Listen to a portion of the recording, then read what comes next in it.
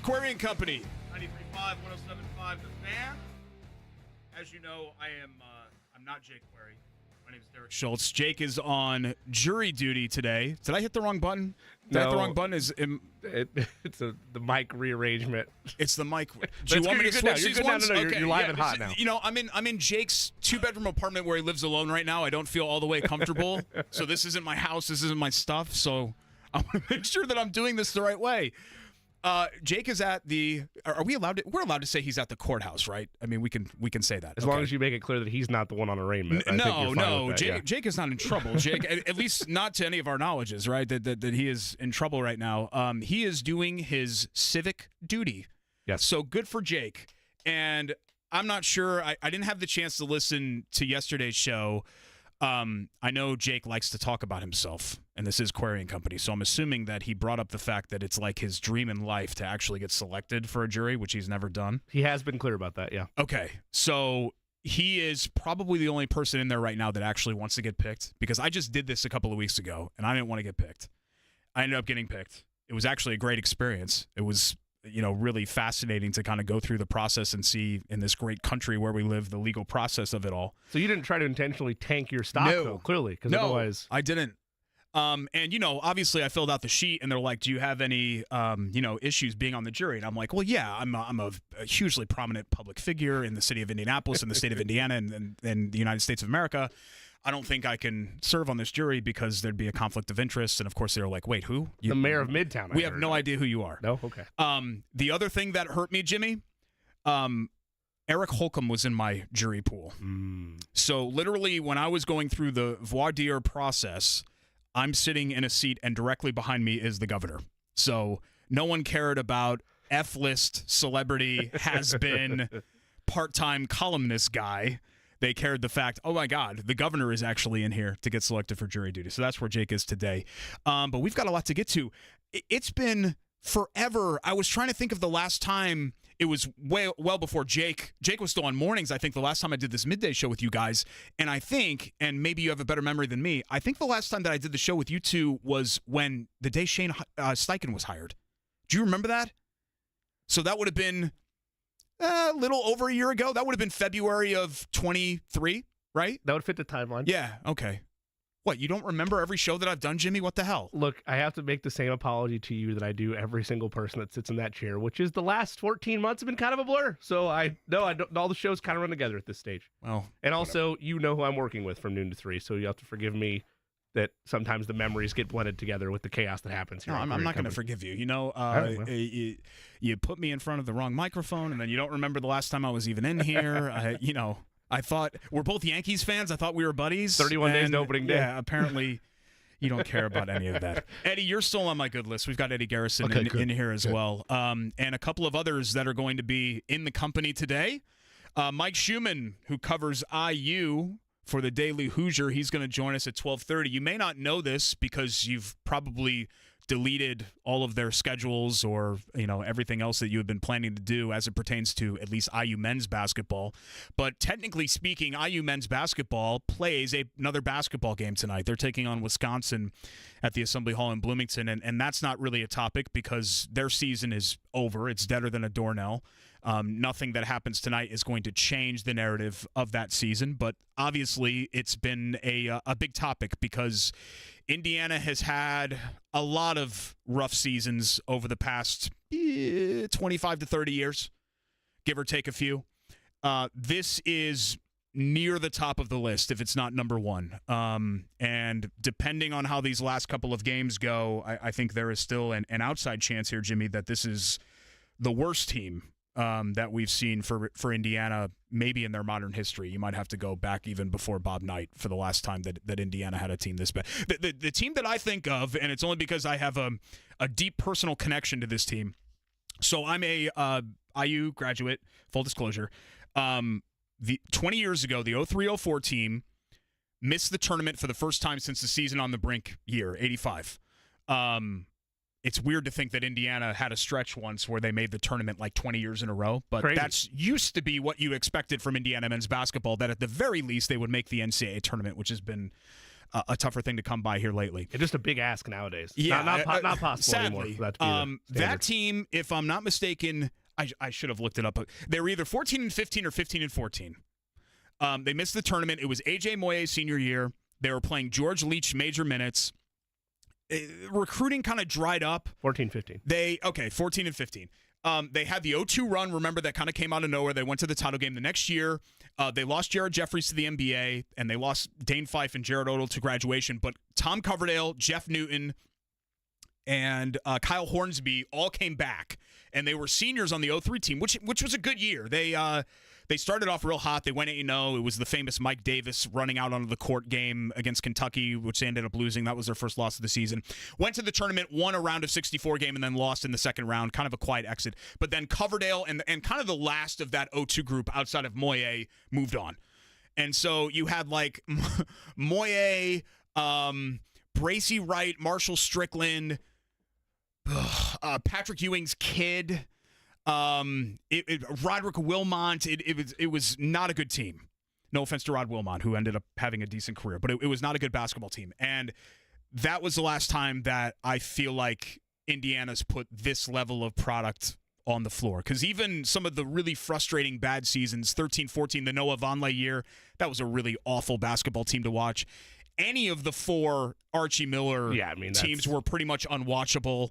When things got bad at the end of Crean's last year, it got really bad, and everyone had turned on him, and it was a rough watch for the final couple of weeks. But just the way Indiana's played, Jimmy, the last 3 weeks, it's about as bad of a level of basketball as I can remember them playing. It's been incredibly disheartening if you're a fan or if you're an alum like I am of IU basketball. It's a level of frame of mind that I didn't think possible underneath Mike Woodson, especially with how dark the Miller tenure was, and then you suddenly get this beacon of light of 2 straight NCAA tournament appearances, and okay, it's just going to be a slow build, be back in the tournament every year, and eventually he's going to have a team that's going to make a deep run. And for it to end as abruptly, I mean, not his era, but for the momentum to end as abruptly as it has this season, and it to be so clear and obvious to everybody that it's not a completely bad roster, but it's a flawed roster because you don't have the high-level guards that you've grown accustomed to, that Jalen Hood-Schifino was a year ago. And regardless of why they failed in the transfer portal this offseason, the prevailing thought on that is people saw Trey Galloway and Xavier Johnson, and it's like, where am I going to get minutes? You promised starting minutes to these guys. Why am I going to come play for you when there's clear players in front of me? And then it turned out that Xavier Johnson, once again, can't stay healthy, and Trey Galloway is a finished product at this stage. And Gabe Cupps is being asked to play a role that is unfair for a freshman anywhere in the country, let alone in the Big Ten. It's at a stage, though, for me, Derek, where a month ago, I was still on the side of, well, it's only year 2.5, and they did lose 2 NBA players. Mm-hmm. Should this be the biggest surprise? To the last, now 30 days, I'm on Jake's camp now, where it's like, the problem is guards, among other things, and the solution is not in the recruiting class for next year. The solution is going to once again be a dice roll in the transfer portal that you failed to get last year. Yeah. To the point that I'm almost ready for, as shocked as I am to be even saying this, given where things were just a year ago, that maybe it's time to cut bait and restart all over again. Yeah, I think what happened for Mike Woodson, and we'll do the whole discussion on this, and sorry if Jake already did this, but I just thought I would talk about it too. I think he made a couple of bad bets. It was a bad bet to bet on Trey Galloway and Xavier Johnson. It's just a bad bet. Xavier Johnson has been a really good player for like 8 weeks of his Indiana career, and it was the end of 21. The end of that season that turned them around and got them barely into the tournament. Remember, they got into the first 4, but they won a game, and then they got run off the court by St. Mary's. In large part because of what Xavier Johnson did down the stretch. He was really good. Trey Galloway is a really nice player if he's your 6th guy. And for Indiana, unfortunately, a lot of times this season he's been like their 3rd guy, and that's a problem. I think Indiana's roster has 3.5 good players. It has Mbako, Renew, Ware, and then Galloway on the right night. They have no depth. They have a lot of guys who just basically provide nothing. Gunn's not ready, right? I was hoping for a little bit more in year 2. Gabe Cupps clearly isn't ready. It's a tough situation, but even Gabe Cupps, like I'm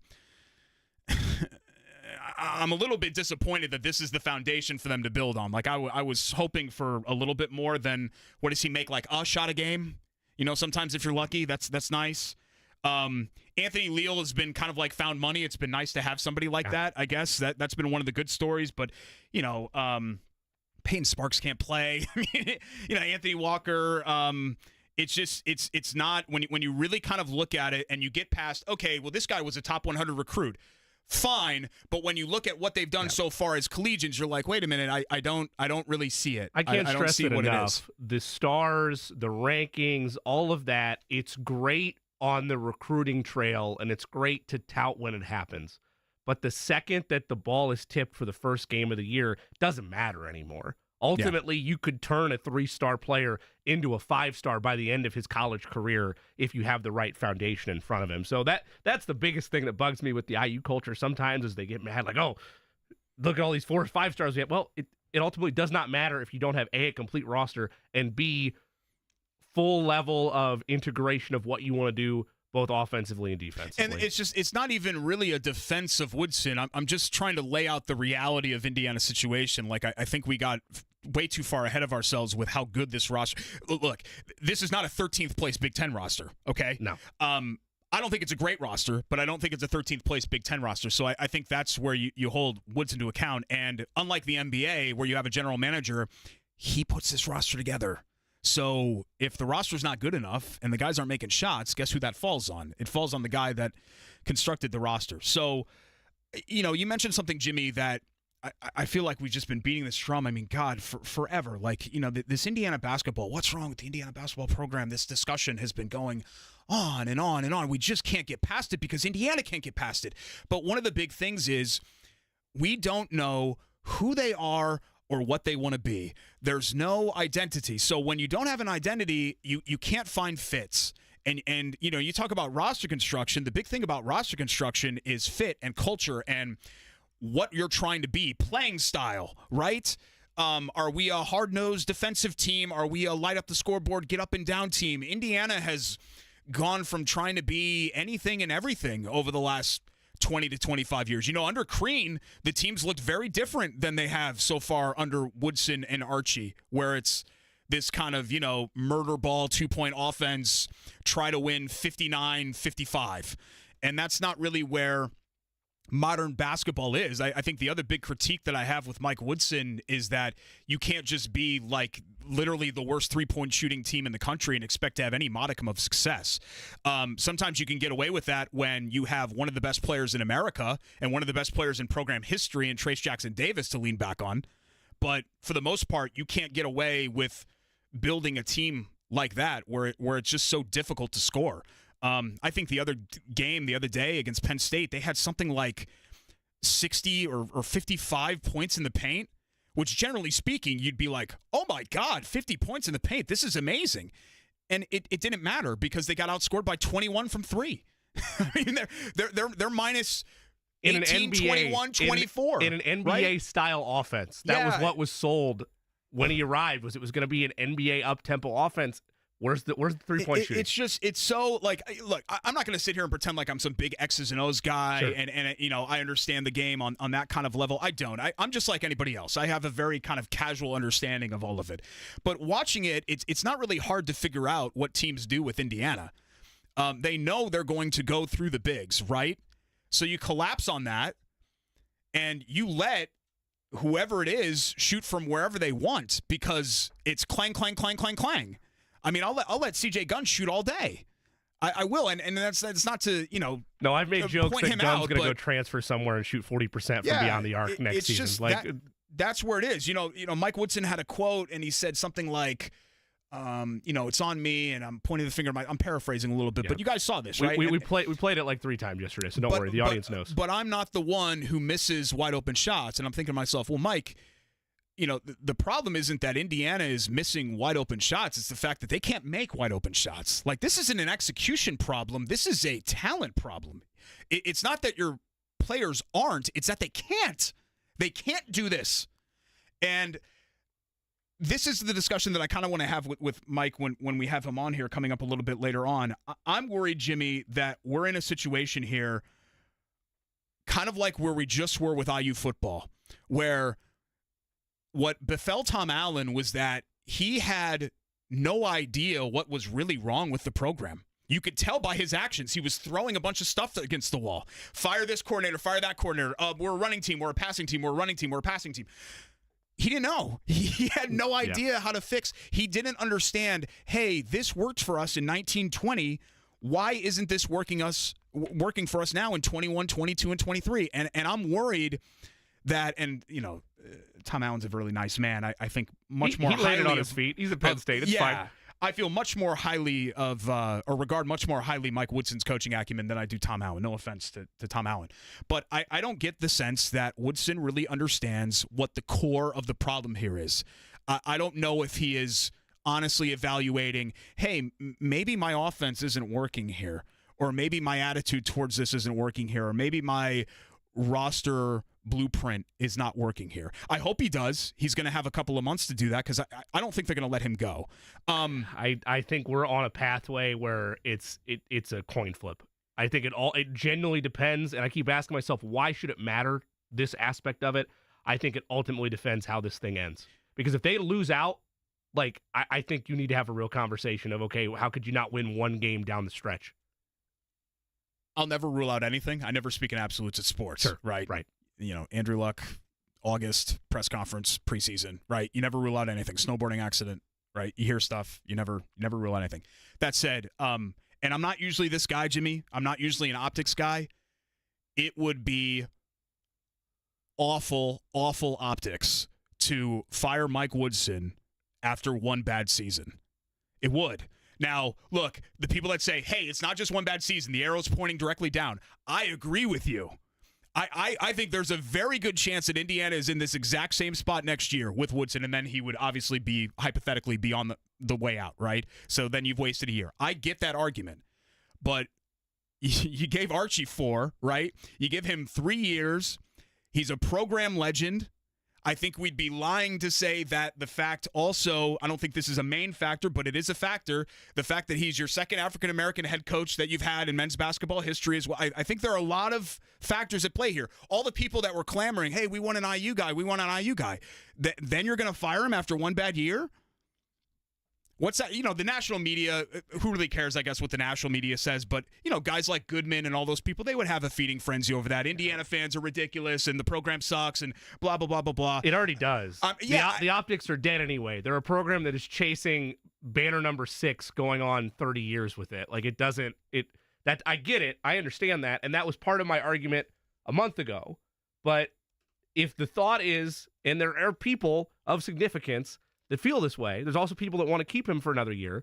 But if the argument is the arrow is pointing the other way, and I worry it is because there's still no guards in the recruiting class, and who knows, maybe they thrive in this NIL era and they turn it around in one season by getting high-level guards and assuming Mbako stays and Renew stays.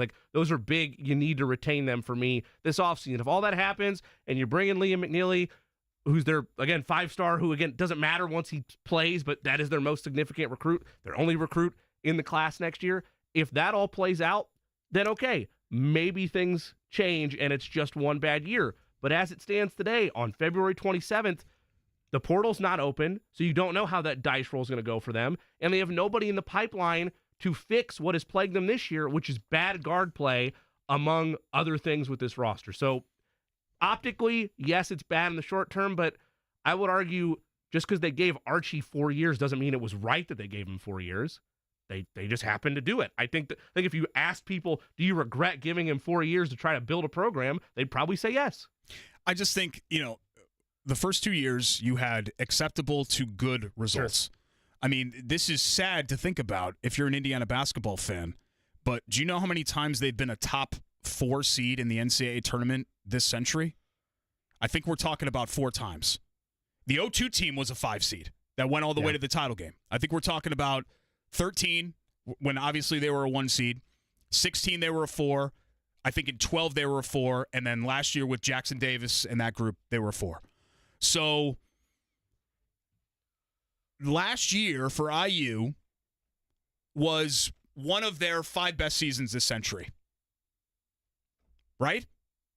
Sad.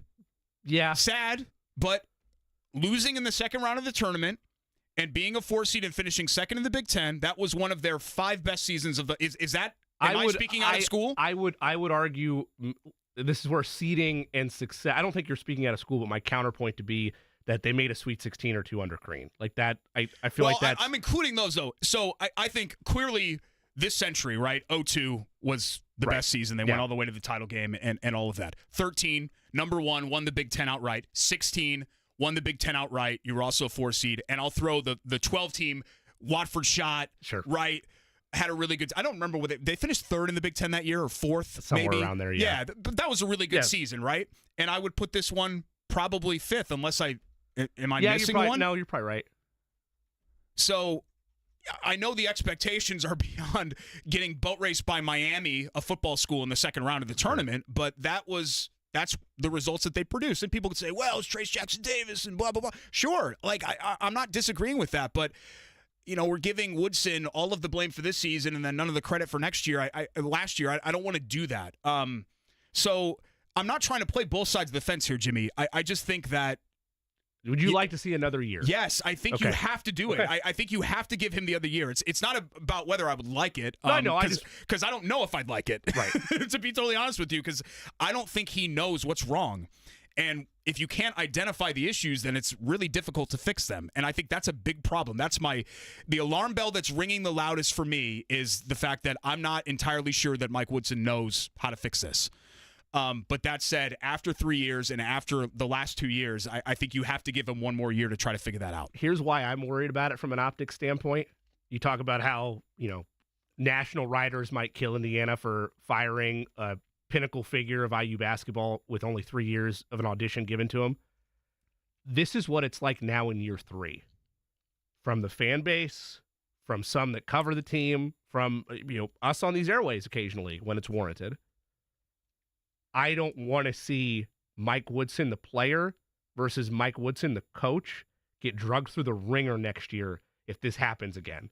Because I would argue this is rather polite, like, hey, I think it's probably time to go, versus we know what happened at the back end of the Crean era. You have people going to, this is the worst of, this isn't the whole IU fan base. Every fan base has bad fans. But we remember when Crean just trying to watch his son at a CYO game, and people are chanting, against him when he was trying to spend time with his family.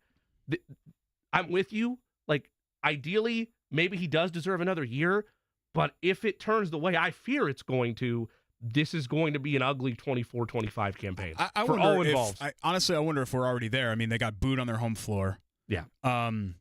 I pay attention to a lot of the IU media circles, and so I'm well aware of what's being said in some of the podcasts and other areas, Assembly Call and Tony and a lot of people that follow the program who I follow along, and I respect their opinions too. I don't always agree, but I respect, and I feel like I have a good pulse on where the fans are, and I think, the fans are, God, Greg Doyle, he stars, right? He's lighting Woodson on fire too. So the media, the fans, I think we're already kind of in the situation where it's turned, but you're right, it can always get worse. I mean, it could get to the point where the all-time example for this in Indiana men's basketball history is when Mike Davis essentially called out sick for that Iowa game because there was a protest scheduled to keep him as head coach. I mean, that got really bad. And he was the one that was treated the worst out of any of these IU coaches, even though all of them have some horror stories, including Crean, which was really unfortunate. Was it Riley? Was that his son's name? I think so, yeah. Beyond the pale, right, to be treated that way. And I hope we don't get there with Woodson. We shouldn't get there with anybody, but I hope that the fans don't get there with Woodson when considering what he's done for Indiana and the fact that he signed up to do this and came back and wanted to put it on his shoulders and try to save it. Even if he does so in a failing effort, I think in somewhat he should be applauded for that, honestly, because it's as much as people want to say that Indiana is an easy place to win, and they've got all these advantages and all of that. If it was such an easy place to win, then somebody would have done it the last quarter century, honestly, consistently. Indiana's had bright spots and all of that, but then they've immediately gone back into the tank. I mean, look at last season. They swept Purdue. Last season, for all intents and purposes, and I know they were picked to finish better, and they dealt with some injuries, but if you take into account the injuries and all of that, I think that last season was a really good season. Like I said, I think it's one of the top 5 to 6 seasons that Indiana has had this century. And then this season has been as bad as any season that they've had the last 25 years, but I just can't write it all off for one. It's magnified for me because it felt so impossible to get here. Like, in this boat, had you asked me, like, maybe with Miller, I wouldn't have seen it either. Bad. Yeah. Right, because of how bad it's been and how quick it's happened. And that's the other point from, like, my seat. I am not one that has spent any of this season, other than the last 2 weeks, on this now chair of, it might be time to move on. I wanted to be able to defend Mike Woodson and think about, give him another year. And they lost 2 players to the NBA. Like, what did you expect to happen? But at the same time, some of his public comments about not knowing that Jalen Hood-Schifino was going to leave the draft or leave for the draft or putting all your chips in Xavier Johnson, or the comments the other day where if he just would have put a period in that sentence, he's actually taking accountability, but you have to have a comma instead and say, oh, but I'm not the one taking the shots. The way this is spiraling, it's tough for me to say I want to see another year. Yeah, this discussion, the season's not over yet. This wouldn't even happen if Indiana was having even Minnesota's season right now. Yeah, 17-10, whatever they are. I think are they 8-8 in the Big Ten? They're right in the middle of the Big Ten. Like, I think people would have been, there's that section of the fan base that wants to see them like contend for Final Fours every year, even though obviously that's not realistic. But for the most part, I think people would have been fine with that as a bridge year to whatever's next. But now who knows if he's going to get the bridge. We'll talk more about it with Mike Schuman, Daily Hoosier. He joins us next. Plenty still more to get to. NFL Combine. We got Stephen Holder today. We'll talk a little Pacers with Dustin Dopirak. Just getting started. It's Query and Company, 93.5, 107.5 The Fan. Hey, it's JMV, and this is the time of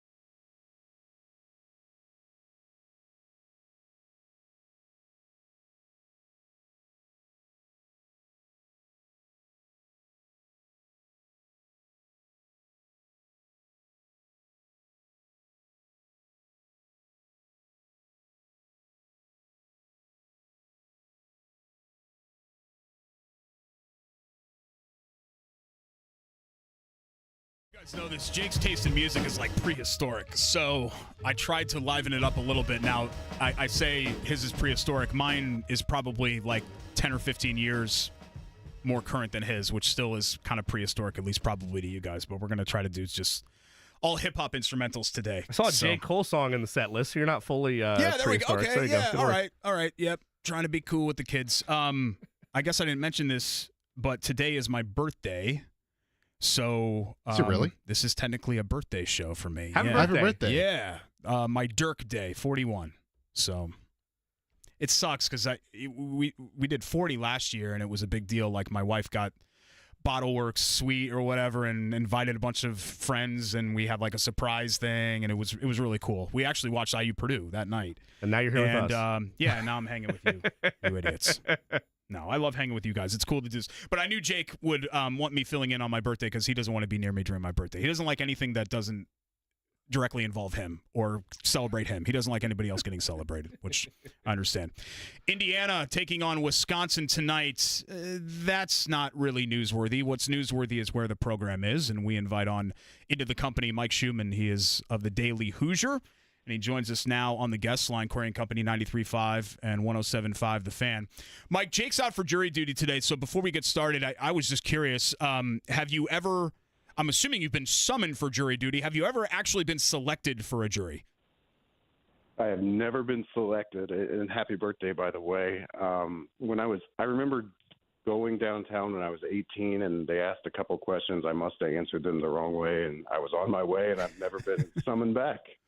My wife's like that, where I think she got summoned once and then hasn't been summoned. I've been summoned like 4 times. You know, they say every 2 years. I think they've kept that cadence with me. Like, I always get that big yellow postcard in the mail, like almost every 2 years on the dot, and I actually got selected. It was a neat process, but we'll see what happens here with Jake. Not a lot to say about tonight's game.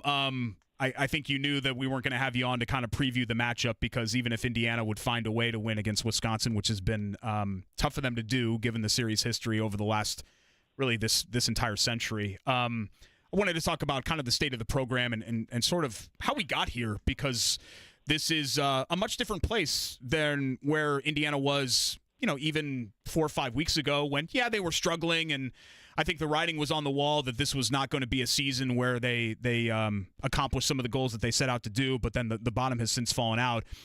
I guess kind of taking the long view, and when we're talking about where this team ranks historically, and they still have a couple of games to play out of this, if you take out Tom Crean's first 3 seasons, Mike, just because of what he inherited and all of that, the context of it, do you have to go back to that 03-04 team? I mean, is that the gold standard of bad Indiana basketball teams, maybe before this 23-24 group? Yeah, it's no doubt that's one of them. It's right there. Another one I would throw in would be Archie's second team with Romeo and Juwan Morgan. Obviously the analytics like that team a lot better than this current one, but if you'll recall, that team had a 12-13 game losing streak in the middle of the Big Ten season. So that there's a lot of similarities in that season for me to this one, just as the season just grinds on, and it's just kind of the misery of reporting the same thing game after game after game, or so it seems. But yeah, if you just take a step back and do pure analytics on this team, sites like KenPom or Torvik, they the data just absolutely hates this team. And I think a big reason why is, and what's really standing out as different from this edition of IU basketball from years past, is just the way that they're losing. I mean, I don't recall, and it's something I want to research here later in the week, is I don't recall this many blowouts. Yeah. Blowouts at home, blowouts on the road. It doesn't really matter. They're just not competitive, and it's because they're not good offensively. The defense has taken a major step back. So there's just not a lot to like with this team. And if you purely look at the analytics on those kind of sites, they will tell you, if you do, as you said, forget about those 3 Crean years, this is the worst team, going back all the way to the Bob Knight era. We know that everyone knows, I think, this roster's limitations. They're glaring and they're obvious. Their lack of shooting, their lack of depth. We can go on and on and on about all the. It's easier. In fact, it's much easier to list all the things that Indiana does poorly than the things that they do well. Does it still surprise you, Mike, that we're here, given the talent level? Just didn't you think that, at least I did, I thought they'd be able to squeeze a little bit something more, just based on the fact that seemingly these are supposed to be capable basketball players, but there's just no cohesion or flow or anything like that. Yeah, you go back to the off season, and you listen to the national folks. I listen to them. I don't always agree with what they're saying, but the narrative in the off season was that this was a poorly constructed roster, and that made sense to me at the time. But you got to let things play out. But that has absolutely been the case over the course of the season, and I'll go all the way back to the first half of the first exhibition against the University of Indianapolis when when Indiana trailed at halftime of that game, that was the first red flag, and you write it off at the time and you say, well, it's an exhibition game, who cares? But nothing has really changed from that standpoint. I mean, it's just been a team that just hasn't fit well together. They've got the dominant front court, at least at times it's dominant, but the back court is just not there offensively. It's just not a team that functions cohesively in any way, shape, or form, and it's just continued out through the course of the season. And so it's been one of those things where people said it during the offseason, and it's actually absolutely manifest throughout the course of this year. Was it too many eggs in the Xavier Johnson, Trey Galloway basket? I know it's lots of things, but is that one of the – if you're making all the bad bets that Indiana made this year, was that maybe the worst bet or the one that paid off the least? I mean, in the sense that if you're looking to them to be your dynamic playmaking scorers offensively, yeah. I mean, if there was one absolute miss during the offseason, it's that Indiana didn't land a score in the backcourt. Trey Galloway didn't come into the season with a history of being, a volume scorer, a guy that you could just give the ball and say, hey, go get 24 every night. And Xavier Johnson's not that guy either. Both of them have shown flashes of being able to do it, but they absolutely needed to land a guy. And it's easy to say in hindsight now, but like a Dalton Connect or a Caleb Love, guys that they, to some level did try to land in the offseason out of the transfer portal. If you had a healthy Xavier Johnson all season with a player like that and the rest of this team, I think we're talking about a pretty different scenario. Obviously, that's easy to say, right? But to just try to go into this year with Johnson and Galloway and think that you're going to shoot the ball well, get enough production out of your backcourt on a night-to-night basis, I don't think there was any indication going in that was a reasonable expectation. Mike Schuman of the Daily Hoosier is our guest. Mike, there's whispers now at this stage, whether or not they lead to anything or not, who knows? That's for higher powers that be. But there are at least whispers of people that matter of, is this worth running it back another year, or is it time to part ways? What's your sense of the job security right now for Mike Woodson? And to piggyback off of that, what is he, as a coach, playing for these last 4 or 5 games, including the Big Ten tournament? Or is it, hey, just run him back out there, see what happens, but he's safe next year regardless of how the rest of these games end? Man, that is so complicated right now. Like I wrote after the first Penn State loss, you guys remember they got blown out on their home court by Penn State. It's like, if they can't beat Penn State at home and you can't even really be competitive, who are they going to beat the rest of this season? And they did turn around and beat Ohio State the next game, despite trailing in that one by 18. But the point was, if you lose out, which they're, practically speaking, that they have a good chance of doing that still. What does that look like? You're talking about, from a record standpoint, we mentioned the analytics. It's one of the worst seasons ever with, we talked about the holes on the roster, but there's still a lot of talent. What does that look like? What does it mean? And to your point, now what are you playing for going forward? It's not real clear because here's what I'm struggling with this team right now. And when the calendar turns to March 18th and it's portal season, one way or another, Indiana's going to have to make a decision on what they're going to do because you can't turn the calendar to March 18th, go out into the transfer portal with questions about your head coach. Whatever Indiana did wrong during last transfer portal season, even if they learn their lessons and they have a good plan going into this portal season, if they do it with questions about their head coach and recruits and transfers aren't really sure what the situation is, that's not a good situation. So I think Indiana, one way or another, is going to have to decide here real quick. Either we're moving on or we're going to have to find a way to say publicly that Mike Woodson is our guy and we support him going forward. So, I think that would be easier to do, to answer your question about these last 4 games. It would be easier to do if we saw some sign of improvement, some sign that if Xavier Johnson returns, that really was one of the major issues, something that Indiana can kind of point to and say, Woodson's our guy. It didn't go well, but here's why, and we're sticking with him. We're joined by Mike Schuman, thedailyhoosier.com, and at @Daily_Hoosier on X and Twitter. Mike, I was way out on Tom Allen, so maybe this is not quite apples to apples with Woodson because I'm not ready to give up on him yet. But where I fear they may be similar is that, and Jimmy and I just talked about this, I'm not sure if either of them know what the core problems are. Like, Tom Allen constantly made coaching changes. He threw a bunch of stuff against the wall to figure out how to fix his program, but I never really felt like he grasped what the core issues were. Does Woodson? Because he must know that the problems go beyond just guys missing open shots. Yeah, and it's interesting. I mean, we all asked the question when he was hired, how is he going to transfer from a career in the NBA to the college game where he literally had no experience as a coach? And if you want to give him the benefit of the doubt in that regard, it's like he didn't even really know what he was getting into, once he had him. Because if you recall the timing of NIL and when that became a thing, that was just a few months after he took over. Mm-hmm. So he stepped into a completely different situation than he even really thought he was going to at the time. So, he's had to learn to function, like every other college coach. So I guess it's not, necessarily saying that he has an excuse there, but he didn't know what he didn't know at the time, and it only got more complicated. And so now you're talking about a situation that looks a lot like NBA free agency to me, which I'll be the first to admit I've written over the last 3 years that ought to be a situation that he can thrive in because it is more familiar for someone with his background. But, it's so much more complicated than that.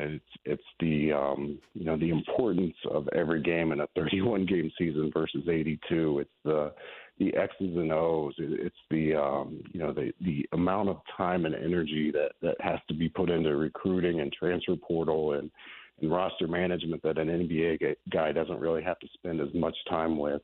I think there's just a lot there that to answer your question, I don't know what he knows or if he knows enough, but there's certainly some coherent arguments to suggest that he's gotten in and bit off a little bit more than he can chew here. And we're seeing that throughout college basketball. We're seeing a lot of veteran guys that are saying, man, this thing has just changed so dramatically from what we used to know. And we're seeing guys like Jay Wright and others step out. So, it certainly could be the case that he's just kind of, I hate to say in over his head, but, that's kind of a possibility anyway.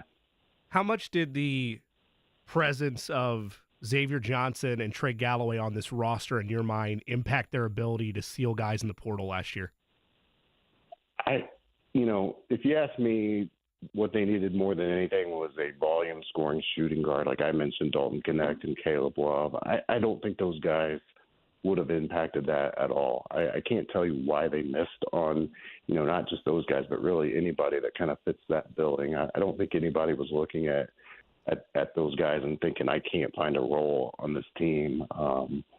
Certainly Xavier Johnson, if they wanted to land a point guard, he was in essence, a 5-year starter coming back for a 6-year. That complicates things a bit. But, I don't think that, we saw guys go to very crowded locations where playing time wasn't clear. For whatever reason, Indiana just wasn't prepared and didn't do a good job during last year's transfer portal season. There's stories and rumors that I won't share on public radio about, why some people feel like they didn't have success in the portal. But I've heard the suggestions about Xavier Johnson and Trey Galloway, and I just don't really think that's it. I mean, maybe on the margin it wasn't helpful, but I don't think that's the larger story.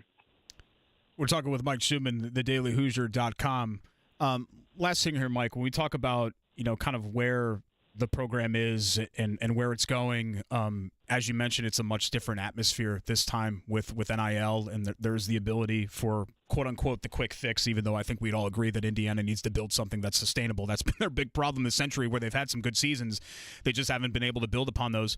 Is there added urgency, or I guess frustration is a given, the fact that it just seems like I was having this conversation with a buddy of mine.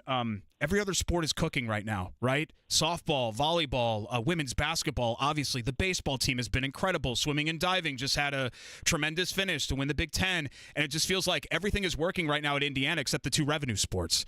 And, that kind of fueling the fire, if you will. I get that Indiana basketball fans are passionate, I guess, no matter what. But when you see all of these other sports thriving, I feel like there's even more of a thirst to want to turn it around for the two main level programs.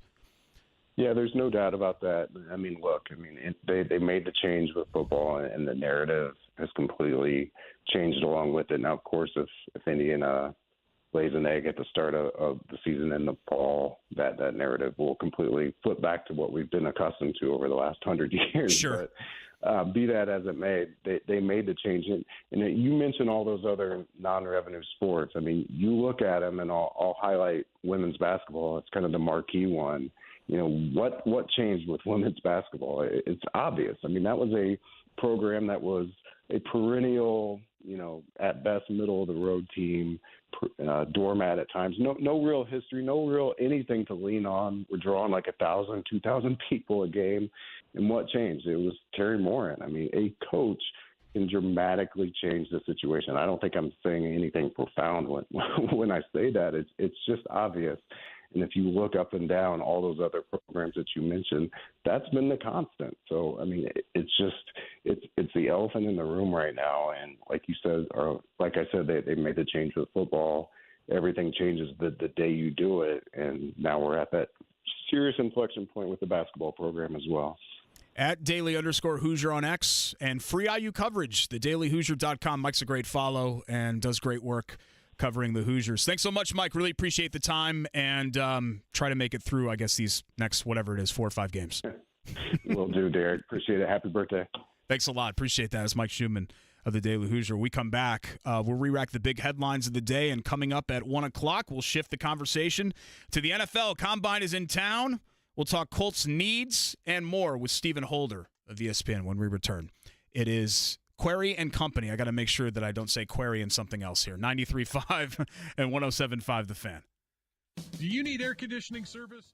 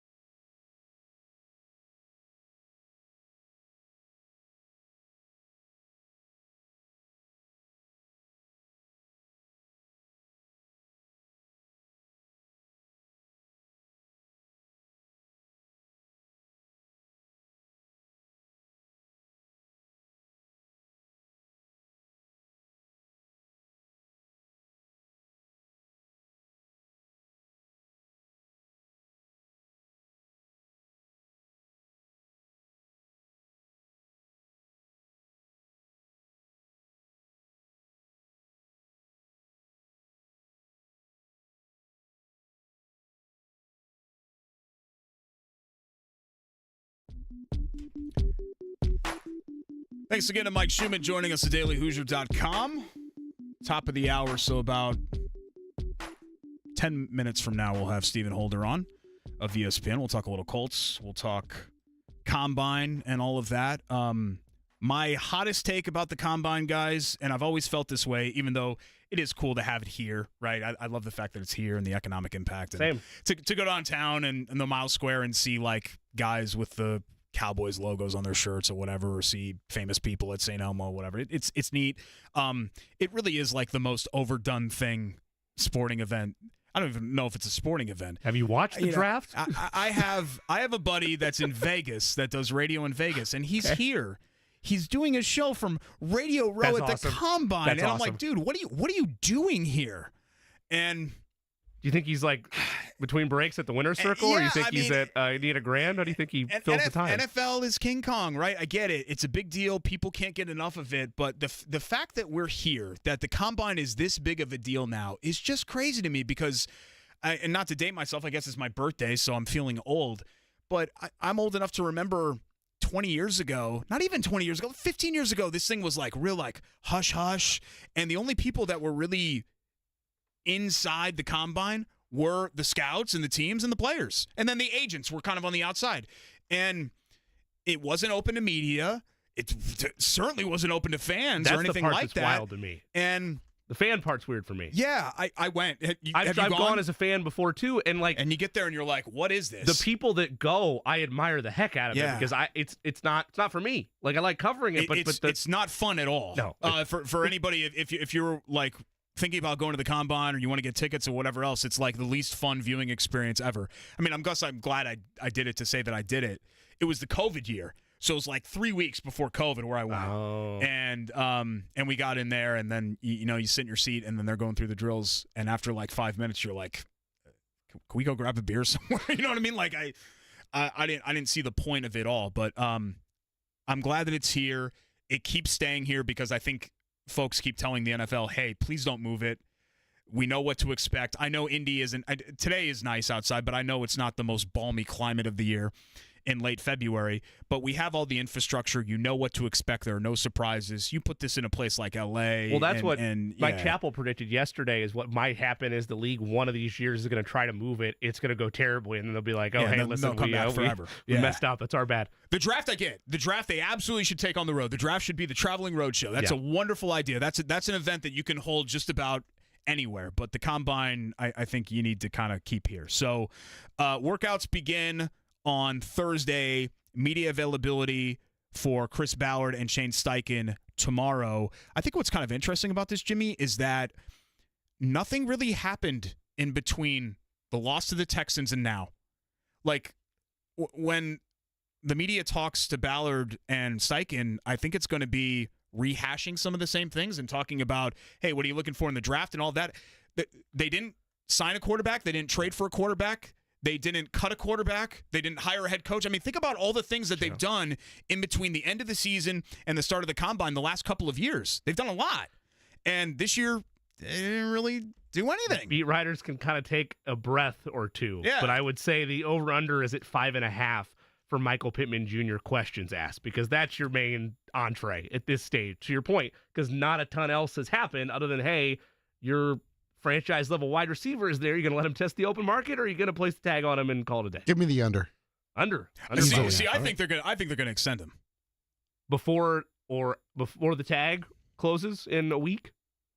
I mean, if Pittman wants something crazy, then maybe you play with that. But no, I think they're going to do what they can to extend him. I know the business play is the franchise tag is a bargain for him. $21 million is a bargain, and he knows that, and the Colts know that.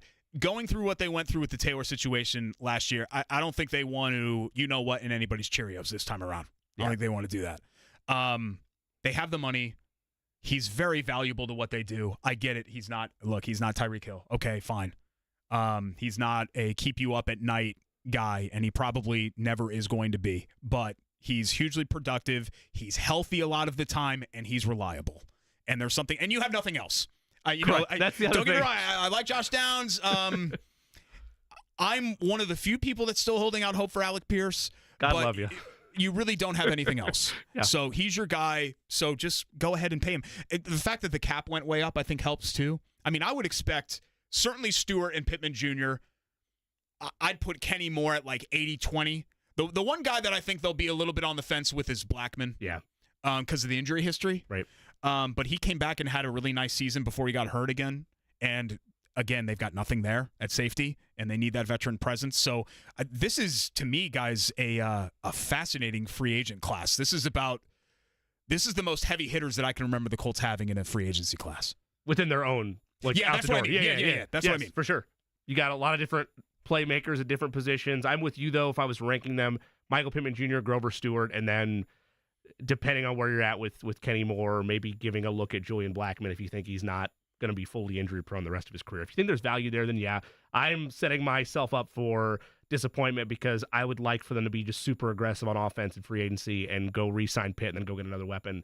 I don't think that's going to happen, but hey, it's nice to dream. Yeah, I don't think they're going to change. It'd be nice if they did everything differently philosophically they've done. I think they'll be more aggressive, but if Chris Ballard in free agency is the old lady doing 45 miles an hour in the far left lane on 65, asking him to be more aggressive is just bringing him up to 55 in the left lane, the old lady, right? That's kind of where we are with him. Can we get behind him and put the flashers on? Aggressive, yeah. I try not to. I try not to be that guy. No, okay. I try not to, but sometimes, sometimes I do the little like swerve to the side a little bit and get the see tires their mirror. warm. So like, hey, do you see me back here? Hi, can I get by? I grew up back east, and we are horrible, horrible drivers. That is one thing that I'll readily admit about myself.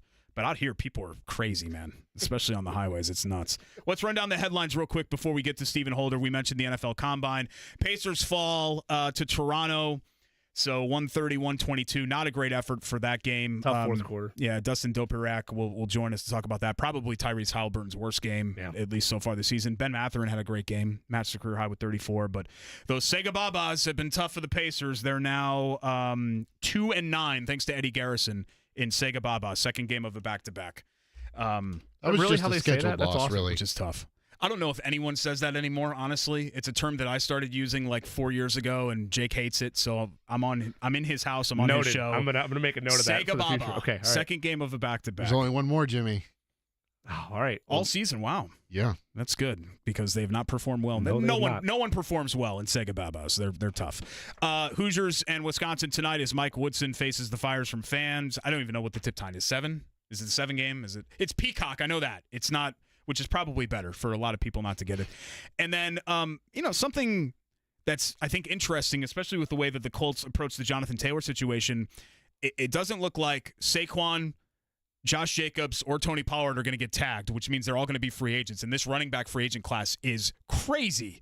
It's, you've got those three and then Swift, and then you've got like the veteran pool. Ezekiel Elliott, I think, is going to be a free agent. The fact that they're not even getting, what is it? I think $12 million is the tag. Shows how other teams are. Which inversely with backs. that, we talk about with wide receivers, 21.8 is your starting salary because that's the tag. For wide receivers, if you're not getting tagged for $12 million, those offer sheets per year, you're looking at 8, 9, maybe $10 million. Taylor should be happy that he got his for sure. And the Colts, I think the Colts did him a solid a little bit when it comes to that. Stephen Holder, ESPN.com, talking NFL with us next on Query & Company. The Ride with Jay.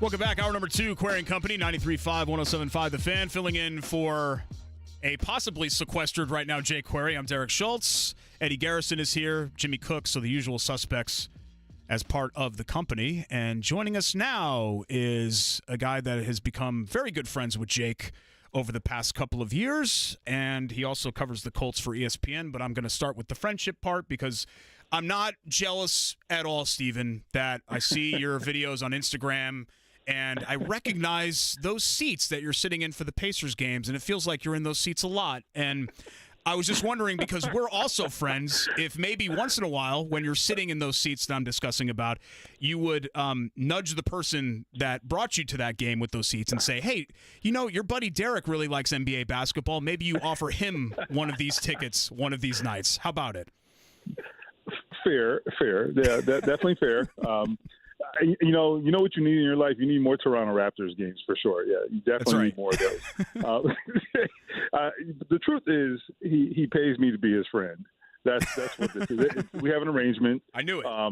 You know, I have a certain cool factor, and he wants to be associated with that, and so yeah, that's our arrangement. You know, and I won't disclose the sum, you know, because that's just not proper to do that. But yeah, we have an arrangement. Yeah, so it works out for us. Yeah. It's just like the Knicks games. You know, they got Seinfeld and Spike Lee at the Garden, and we've got Stephen Holder and Jake Query courtside for all the Pacers games. So it's how it works. Yes. This has been, I know you took a vacation as well. This has been kind of a nice little break. No, I feel like nothing has happened for the Colts between that disappointing end of the Texans game and the start of the Combine, and it feels like it's been a really long time since nothing happened in the, whatever it's been, 5, 6, 7 weeks of that time period, considering all the quarterbacks and hiring Shane Steichen last year. A little bit all quiet on the Western Front, no? I mean, yeah, mostly. I will say it's funny. A lot of times I don't even take off this time of year because you're afraid, like, all hell's going to break loose.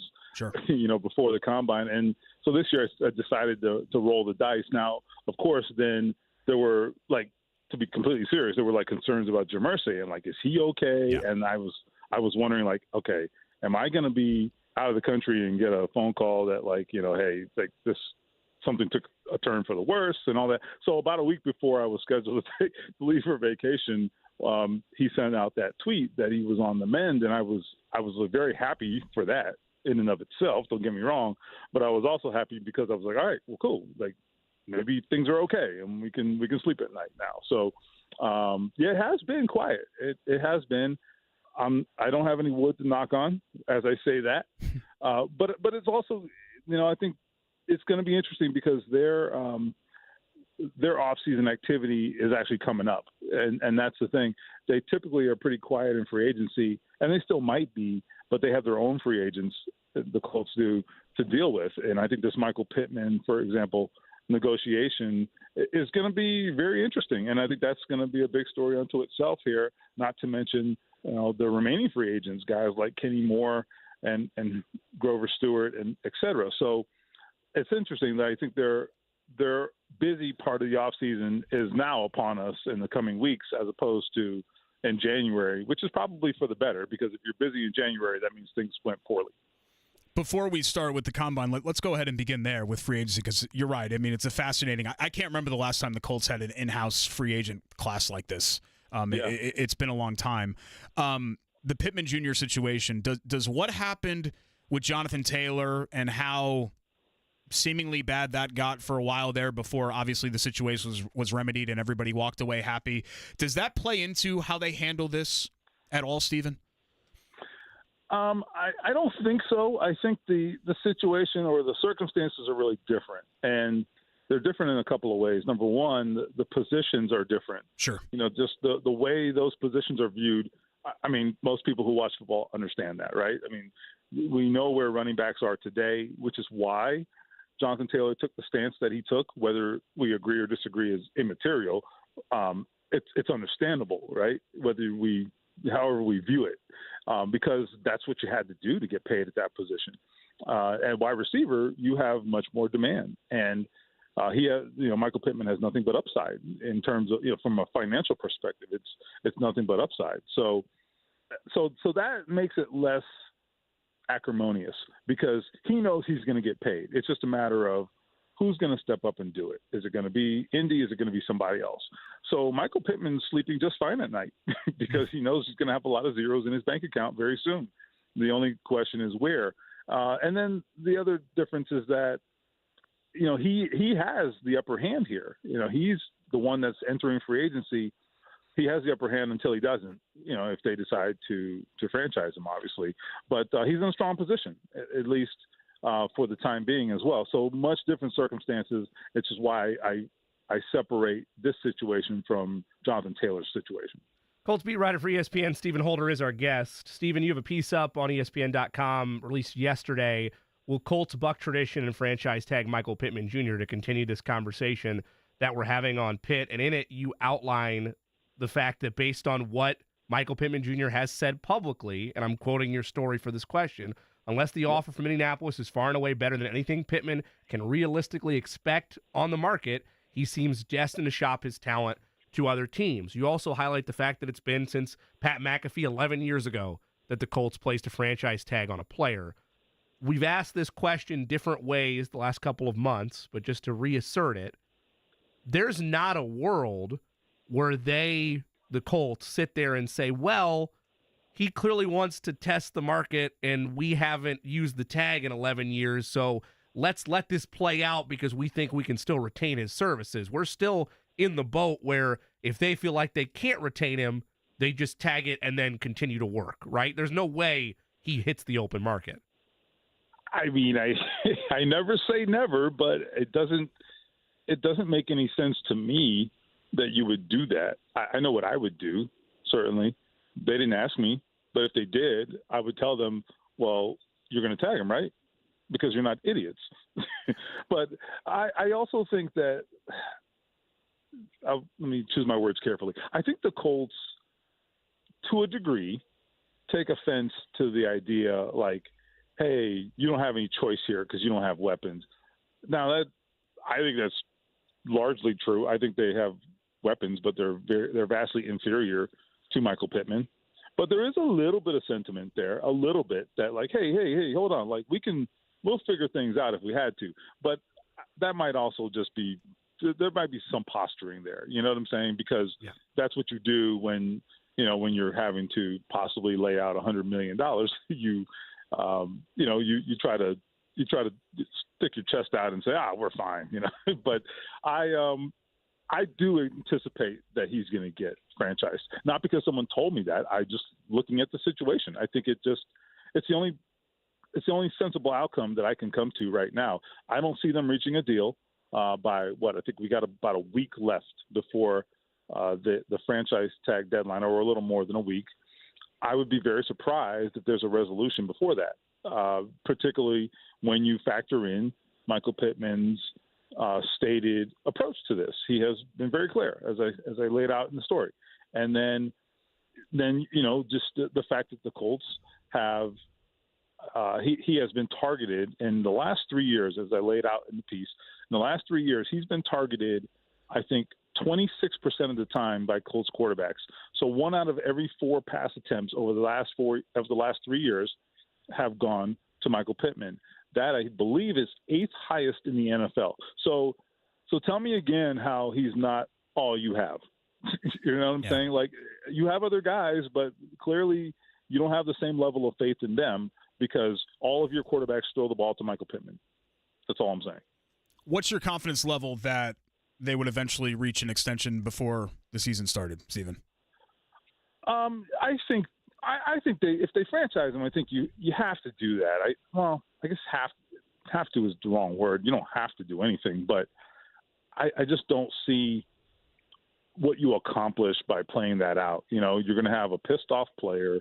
You're going to have, presumably, and I'm not saying Michael Pittman told me that or has suggested that, but no one loves being franchised, particularly when this is your first bite of the apple in free agency, right? So no one loves playing on the franchise tag, even if it is $21 million, $22 million, versus, a possible $80, $90, $100 million contract, right? There's, not even close to the same thing.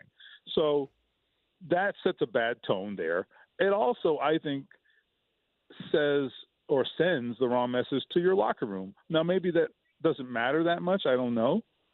But if you preach to your team that if you do everything that's asked of you, and if you go out there and you're reliable and you perform, we're going to take care of you. Well, franchising a player and leaving him to twist in the wind and play on that franchise tag, that is not taking care of your player.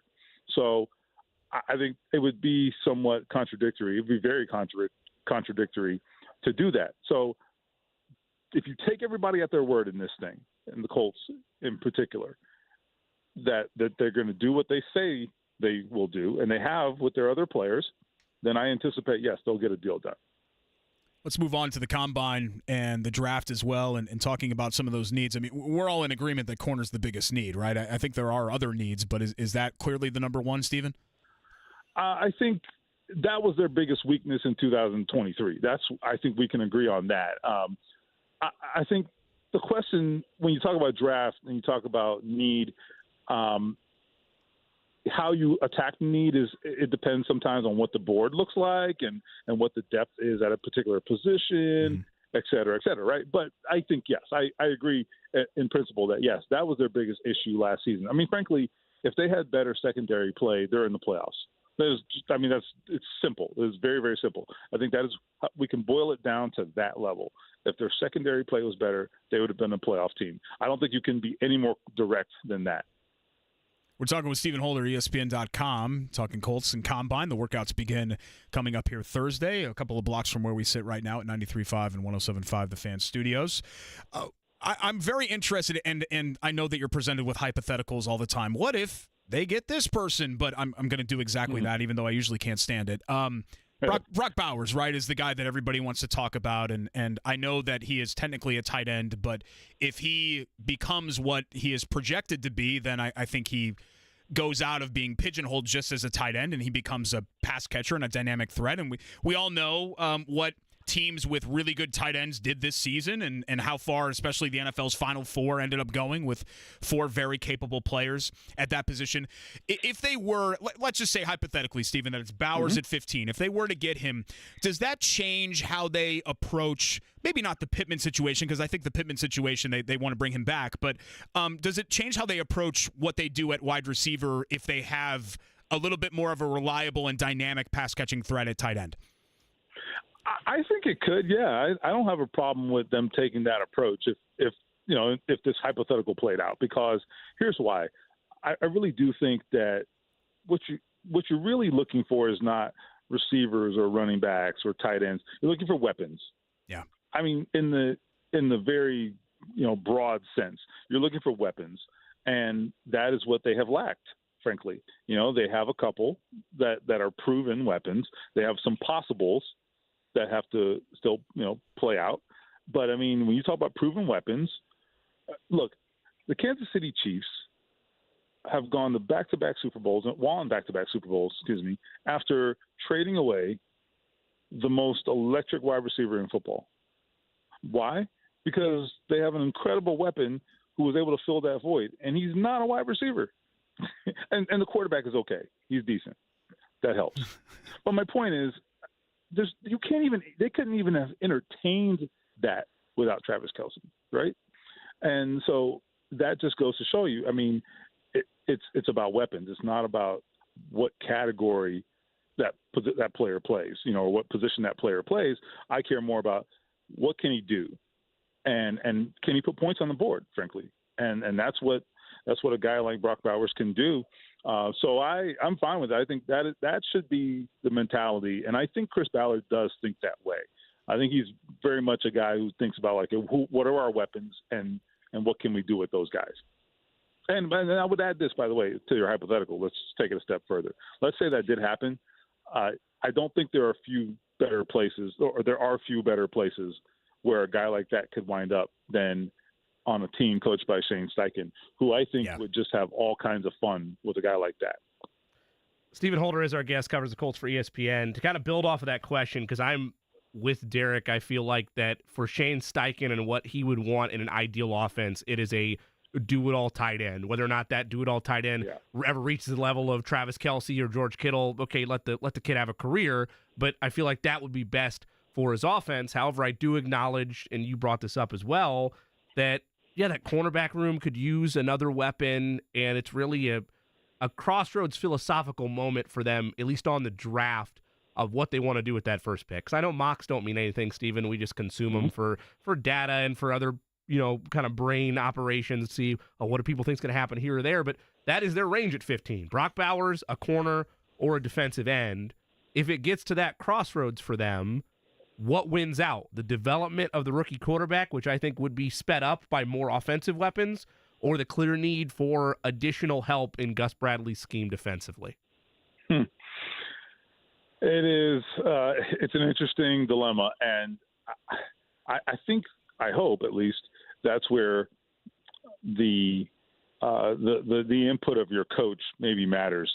And let's say it's a tie, and let's say all of those players are equal. They won't be, right, because you have a draft board and you force yourself to rank them.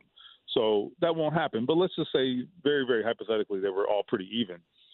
I would hope that if your head coach, who is an offensive head coach who calls the plays, is the architect of the offense, I would hope that if he felt very, very strongly about an offensive player, you would take that into consideration.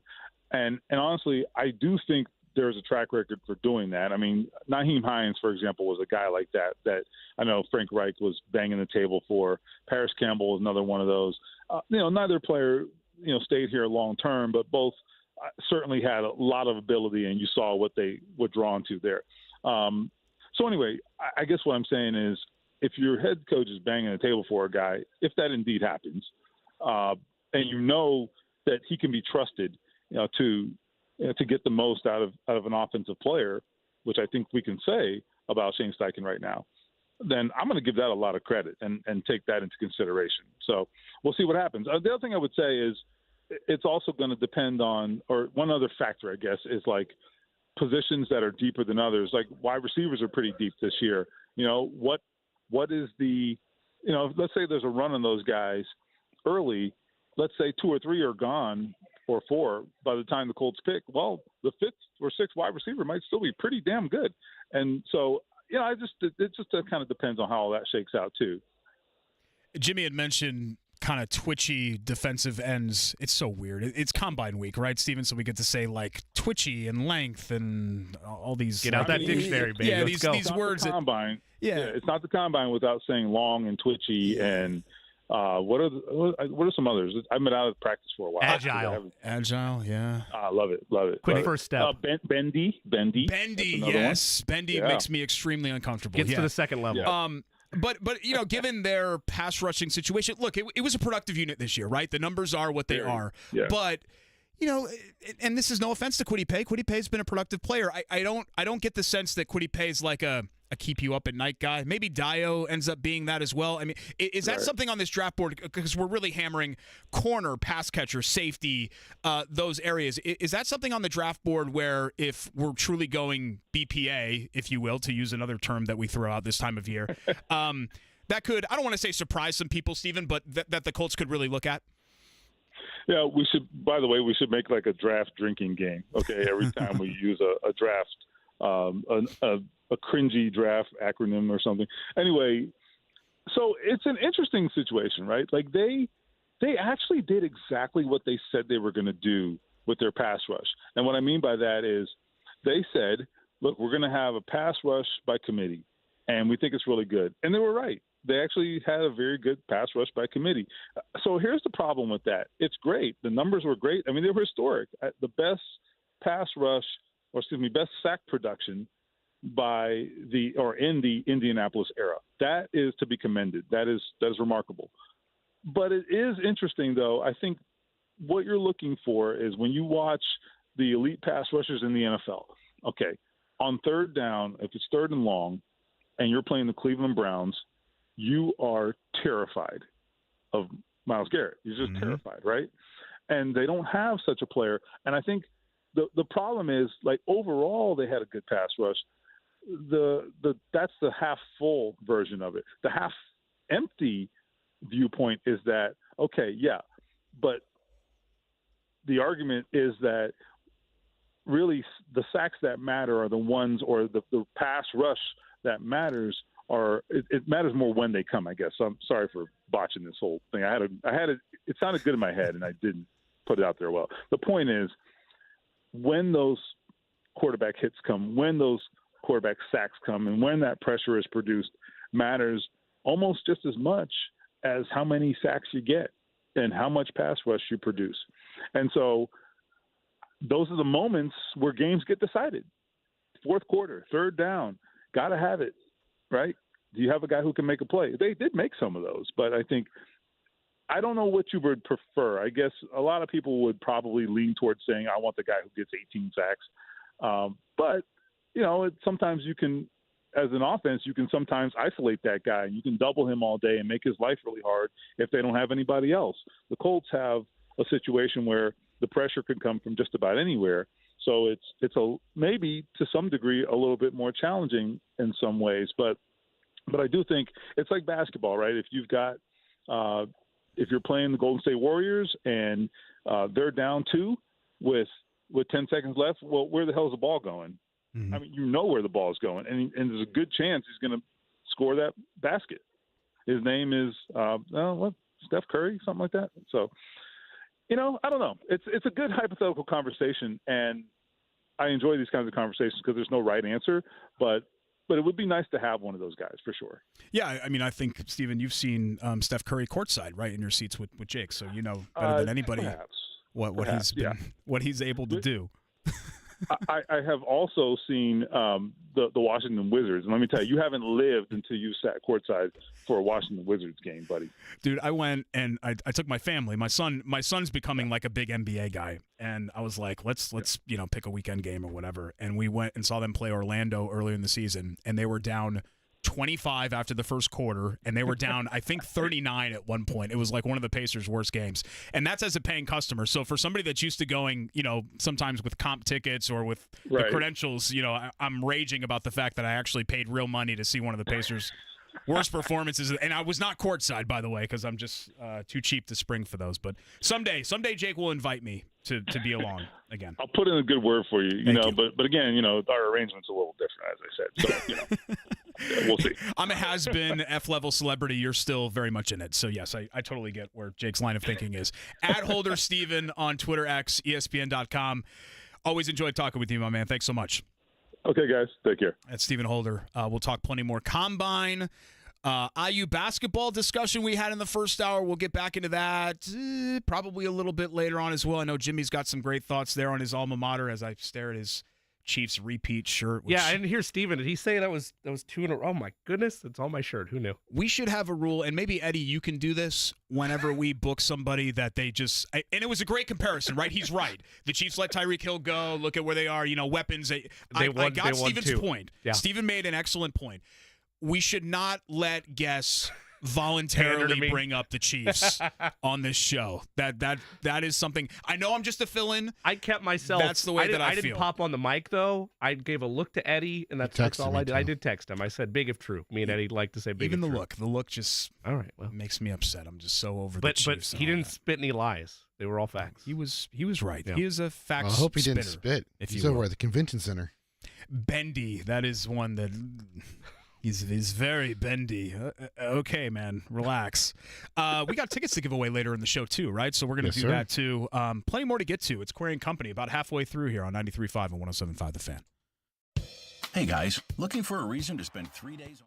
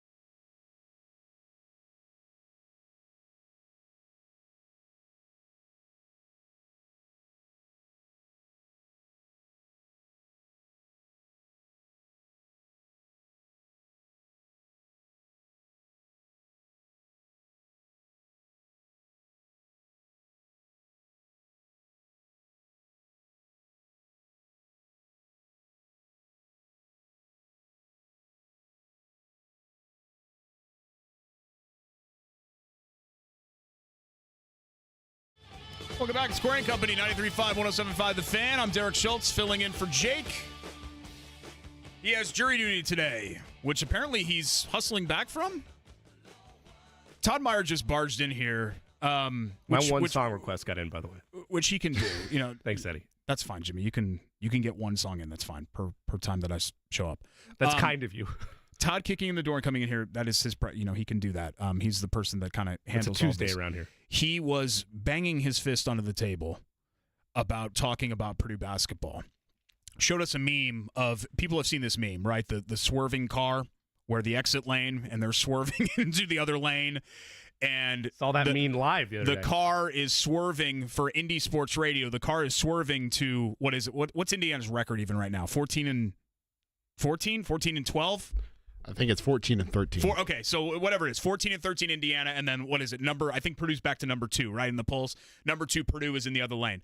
I do have something interesting, unique, complimentary, all of those things to say about Purdue. And look, it's always easier. The pile of garbage that is engulfed in flames is going to attract more attention than the shiny car that's just going along in the left lane on the highway. Yep. And that's what Indiana is compared to Purdue. They're the flaming pile of garbage right now, and Purdue's just kind of humming along, right? Even though I think our attention is very much going to turn to Purdue here coming up in the next couple of weeks, given the narratives and the performance in What's March. at stake? Yep. I have never, ever, and I've been around Purdue basketball. I've lived in the state for over 20 years now. I've never seen a road venue be completely taken over by Purdue fans like that game at Michigan over the weekend. That was crazy. I've seen it happen for Kentucky. I've seen it happen for some of those. Hell, I've seen Indiana do it sometimes. Indiana at Northwestern, I've seen that happen. And there have been big Purdue fan contingents at Northwestern when Northwestern's been down. But they did a "Whose House? Our House" chant at one point. When they made that run in the first half and got themselves, they did not play well in the first 10 minutes and got themselves back in the game, and Lance Jones made a couple of plays. I mean, it got loud. And even Matt Painter said after the game he doesn't remember, and he's been there, God, whatever, it's been 20 years. He doesn't remember a time where they ever took over a road venue like that. So, it's a great fan base. People are really invested, and I do think, Jimmy, as much as it may pain you, and maybe I'm speaking with a bias here because they sign my checks, but it feels different this year. It does feel like this team a little bit has more of what it takes than last year's team. And I think Lance Jones being that security blanket for Fletcher Lawyer not showing up helps. I do think what I would really like to see them kind of do and figure out here the next 2 weeks is how do they get Heidi and even Colvin a little bit more involved, because I think they're going to need both of those guys down the stretch and not be too hell-bent on, okay, well, we got to get Ethan Morton his minutes. Okay, well, let's stick through it here. Fletcher's going to shoot his way out of this. I hope they don't kind of fall back on the things that they're comfortable with there. Yeah, I want to clarify one thing. I know you're just saying it in jest because that's what happens when you went to the opposing school. I don't have a problem talking about Purdue. I enjoy and am envious from the fan side of things, not the talk show host chair side of things. From the fan side of things, I'm envious that Purdue is such a fun team to watch. Yeah, you don't want to be the flaming pile of garbage. Correct. Yeah, no one does. No one does. No one wants to be in that car. Nobody wants to be part of it. They want to be in the nice car that is wondering what one seed they're going to be. Yeah. Purdue is an exceptional brand of basketball. I've said many times on these airwaves, Matt Painter is one of my favorite coaches in all of college basketball. There's no doubt he's the most, at least in terms of, I guess Tom Izzo would like a word, but in terms of being the face of the Big Ten, it's Matt Painter, Tom Izzo, and the list right now, active coaches that are still in it. Mm-hmm. And yes, there is a level of expectation for them where whether you are a neutral, whether you are a part of the IU-Purdue rivalry and you want to see that program fail, I'm just talking about people generally, yes, there is some level of the last 4 years we have been saying, this is the team that's going to do it. This is the team that's going to do it. this the team is going to do it. I am with you. This year feels different because a year ago, they were way ahead of schedule. They surprised a ton of people with how dominant they were, and Zach Edey becoming National Play of the Year. Their guards let them down, and that's not the case. You've seen massive leaps forward from Fletcher Lawyer, from Mason Gillis. The addition of Lance Jones, Braden Smith as well, but the addition of Lance Jones has been highlighted multiple times of how it's just another dynamic aspect and a major win in terms of people that want to poo-poo on the transfer portal. No, that's what it's supposed to be. You're supposed to build things well organically and then utilize it to fine-tune or get yourself that extra push that goes over the edge. I'm not going to, condemn schools that want to go get all starting five out of the portal, but ideally, if your program's stable, it is used as an ally tool, which is what Lance Jones has brought to the table for them. So no, I want Purdue to make good for Matt Painter for the sake of what he's been building. For the example of, and I tried to use this argument for Woodson, Derek, a month ago, there was a stretch 5 years in with Matt Painter where there were serious talks about should they go a different direction. They missed 2 NCAA tournaments, went to the CBI, and in back-to-back years, and the thought was, I don't know. And they was it a one and done, that Hummel class? Was that it? Was that a flash in the pan? I remember that. Correct. I remember those conversations. And Purdue never really thought that. Like externally, there was chatter, but they stayed the course, and they are a living example. I know NIL happened later, and it's changed things, but they are a living example of what happens when you let something build and realize you have the right guy. I'm not saying that Indiana should do that. My point is, though, Purdue did, and regardless of what happens for them in March, he is the most stable figure maybe in all of college basketball right now.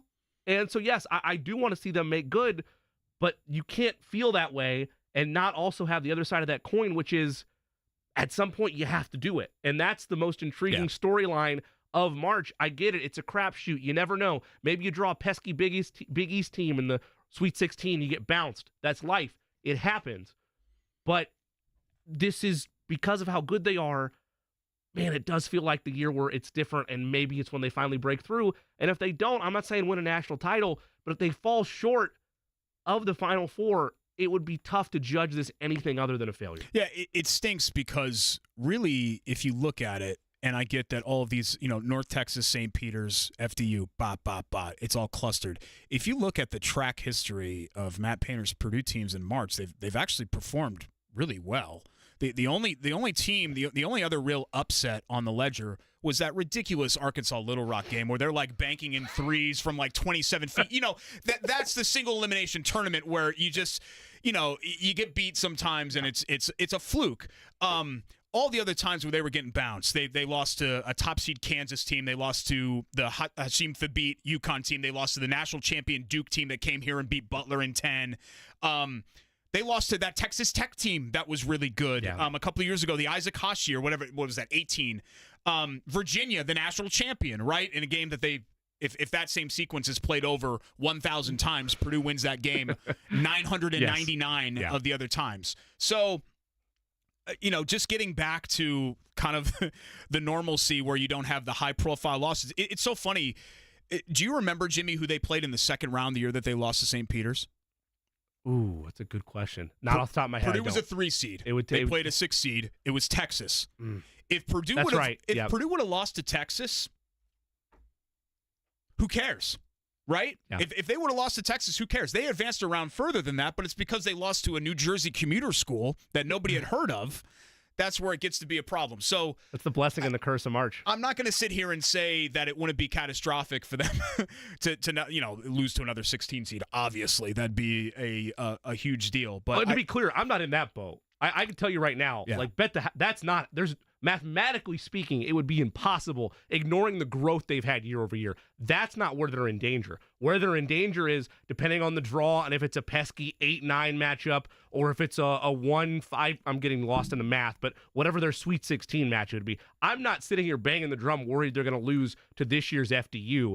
I'm more worried of what happens with this unit when it is a respectable matchup like that, a Texas, a whoever. Yeah, like what if they lose in the regional final to a second-seeded or third-seeded Auburn? Is the entire season a failure? I mean, it's a what if. I don't know that it's a massive. I think the frustration comes if they're not going to do it now with this group and with this player, and Zach Edey, if he ends up being the back-to-back National Player of the Year, to me, it's really hard for me to come off of Big Dog as being the best player in Purdue basketball history, because he also had the NBA pedigree, too, being the number one pick and all of that. And if this was 30 years ago, maybe Edey would have that. But realistically speaking, he's going to fight for a job. But if you're the two-time, I mean, he's going to get drafted. He's probably going to be a first-round pick. But not to Big Dog's level is what I mean. Right. If you're a two-time National Player of the Year and you repeat as that, I mean, you're if you're not the number one, then you're number two, or the 1B to his 1A, right? And if you're not going to break through and get to because that's really what this is about for me. I mean, I think the national championship would be wonderful, and no Purdue fan is going to say otherwise. But the true breakthrough, I think, is just getting to the Final Four. Absolutely. I mean, the fact that they've had so many successful seasons under Gene Cady and Matt Painter, and the Elite Eight has been the ceiling. I mean, that's the frustration, especially when you see. Do you remember that South Carolina team a couple of years ago with Frank Martin? Oh man, teams fluke their way up there all the time, right? And that's where why they just completely come out of nowhere. So many analysts say you can't judge it by March, and I get that, I do, but the judgment is not going to be, Matt Painter's out of a job, they need to change directions. The judgment's going to be, man, this was one of the best Purdue teams, arguably ever. We had Robbie Hummel on last week, and I, played a little bit with it of, hey, I'm not going to discount your teams, because people still hold on to the thought that if he doesn't get hurt and they don't deal with those injuries, maybe they win it all. Maybe they're a Final Four team. But even he tipped the cap of, man, this is a great Purdue team. Yeah. And not to waste, but to miss the opportunity to think that there's going to be another player like Zach Edey of that caliber of a 4-year progress player that's all 5 years to some extent, but with the back-to-back national Player of the Year awards, and miss this window. I think it'll be more regret and disappointment than it is failure and shortcoming. Yeah, and we're on the same page there. What I buck against is this idea that once Edey goes out the door, this all goes away, because Purdue has had Carson Edwards come through there. They've had Jaden Ivey come through there. They've had Caleb Swanigan come through there. Purdue was number 2 and number 3 in the polls in 18. In 19, they made the run to the Elite Eight. In 21, they were up there. 22, they got to number 1. 20, they have now a big track record of sustaining this. This isn't just like some fly-by-night Purdue team. They've contended on a national level here for the better part of the last. I know they had the COVID year where they were way down and they missed the tournament. I think there's a level of, because of all that, all you outlined, each year and each piece, Ivy, Edwards, etc. It's felt like they're getting a step closer.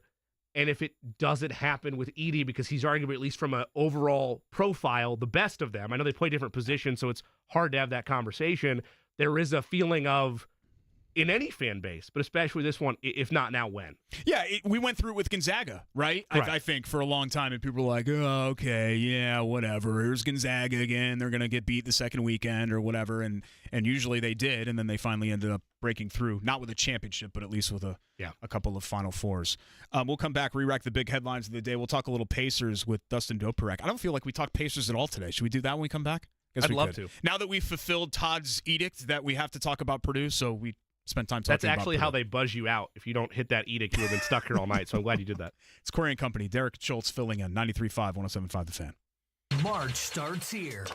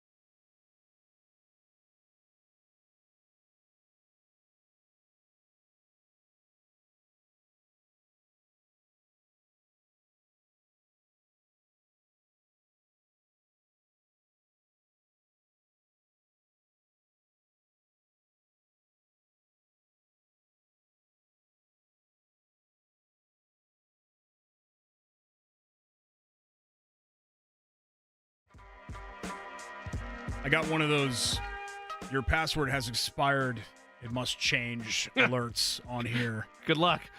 I'm technically an employee in here, and I don't know how to do anything, and I think it really frustrates There was Todd. recently an email where they're going to start resetting password, I think, over an extended period of time. Like, you have to reset it.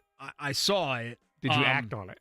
No. There's your answer. Because I'm one of those people that I have like a million passwords for everything. Like, I am extremely on edge all the time about clicking on anything or whatever else. So anytime I get like a password reset thing, I go in myself and find, where I don't click on anything that has an email link, even if it looks completely legitimate, like reset your password here. Never, ever do that. So I saw all of those, and I saw people responding, and I was like, this is probably legit because I recognize some of these people that are responding on this thread, but I still didn't want to do it. My wife makes fun of me all the time. The one time where reply all actually helps somebody. That's good. By the way, to start the show, you criticized me and devalued a little bit our friendship. Never. Thinking that I did not remember things and was not helpful in terms of the times we've worked together. I want to clarify something about that because I did a little research.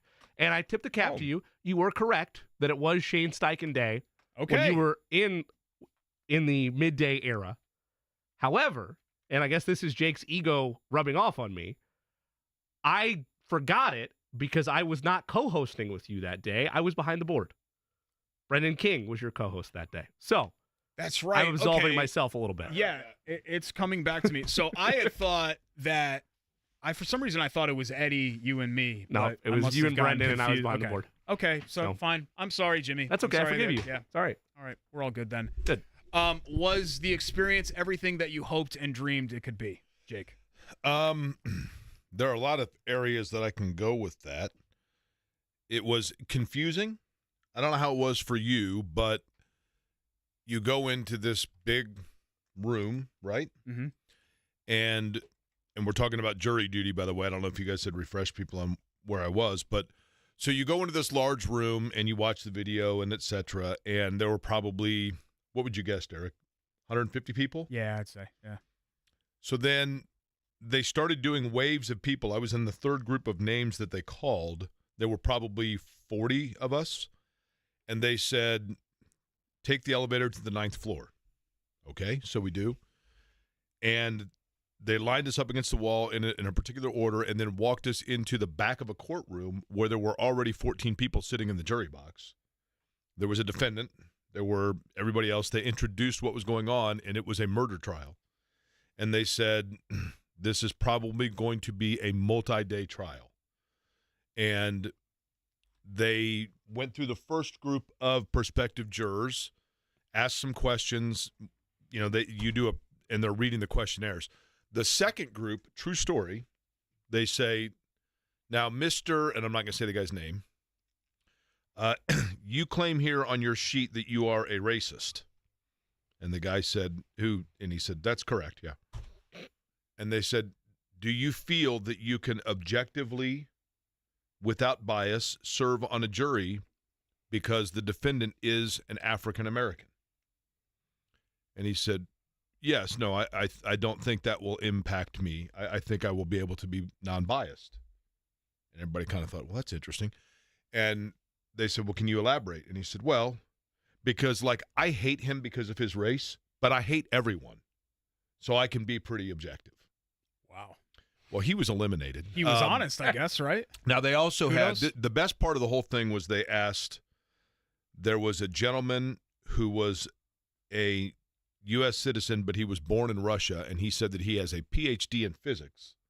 So the attorney asked him what he thinks of the movie Oppenheimer, and he said, it was fine. I was bored by it, but it was okay. And she said, well, what's your favorite movie? And he said, my favorite movie is My Cousin Vinny. And she said, why is My Cousin Vinny your favorite movie? And he said, because growing up in Russia, it's how I learned the American court system. Oh, boy. He was selected. Oh, he was selected. So anyway, they went through, and then they said, okay, we now have a jury and the alternates, and I was never even put into the jury box. I was in the overflow gallery. So they sent me then back down to the room for a continuation to possibly be on other juries. And I went through the entire process and ended up, I would have been here a little bit earlier, but ended up giving a ride back to Marion University of Steve Downing, the athletic director at Marion, who was in the group with me. Wow. Nice. So we each had somebody that we knew. Correct. I did not give Governor Holcomb a ride. I believe he had transportation taken care of for his jury duty service. Yeah, Steve Downing could not be a nicer guy, obviously, but when you heard that it was obviously a much more serious case and that it was going to be a couple of days, did it change how you felt about getting selected or wanting to get selected? Yeah, I mean, listen, I'll be honest with you, like the whole time I kind of felt like, not that I was in trouble, but, it's kind of like, it's very uncomfortable because they just never really explained what was going on. So the whole time I was kind of like, what's the process here? Like there's this long pause in the courtroom, and it was when they were going over who would be selective jurors or whatever else. But yeah, you do begin, Derek, your mind starts to race of, I'm like, I've got a doctor's appointment tomorrow. I've got to pick up my combine credential. Yeah. But everybody has that stuff, right? They did ask one woman if she had secured childcare, and she said, for today and tomorrow, yes, but I don't have it starting Thursday. And so they struck her because they were like, they actually ended up saying this could go until the end of the week. Wow. And I don't know what to make of this, but a couple of times during the process, I kind of made eye contact with not intentionally, but the defendant and I kind of made eye contact. And when I was leaving, he gave me like the head bop and the hand, like, what's up? Which was kind of cool, I guess. But you think he listens? What I looked it up. I don't think actually, Jimmy, that he's from Indiana, because I ended up looking up the case and reading about it. And I'll be curious to see what happens, even though I wasn't there for the actual trial itself. But, I saw all the jurors. So it was interesting for sure. And, yeah, there is admittedly a kind of a feeling of relief, not because you don't want the responsibility, but just because the uncertainty of how long you're going to be there. Because they did say, we'll try to be done by 5 o'clock today, but because this is going to be a multi-day jury, we may go well past that. And I thought, oh, my gosh. When I filled out the questionnaire, they were like, is there anything that would stop you from being a juror? And I said, well, yeah, I'm of a very prominent, well-known public figure, not only in the city, but in the state and really nationwide. Did you put anything like that on your questionnaire or no? No, actually, all I put was, if you keep me here, then that means Derek Schultz is going to have to do a second day on radio. And they immediately said, you're released. So that worked out well. So thank you. Dustin Doperek's going to join us when we come back. It's Query and Company, which I get to be a part of now, 93.5 and 107.5 The Fan. Hey, guys, looking for a reason to spend 3 days on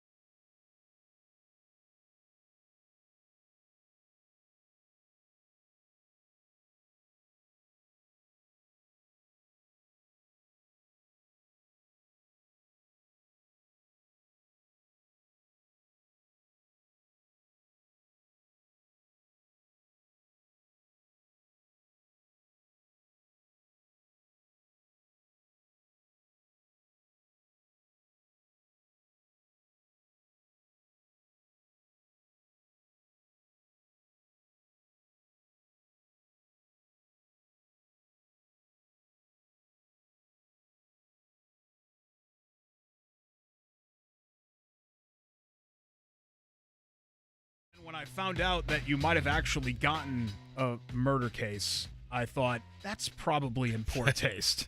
Yeah. That's probably in poor taste. I just had this feeling, Derek. I think I told you, because everybody I talked to was like, oh, yeah, it'll be probably, petty theft or something like that. And I had told Shannon, I'm like, I just have this weird feeling it's going to be like a really big case.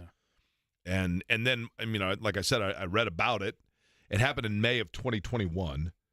But reading the news story of it, it was pretty brutal. So I'm like, Yeah, I think you should I say dodged a bullet? That's probably in poor taste too. God, I keep messing this up. It was a stabbing.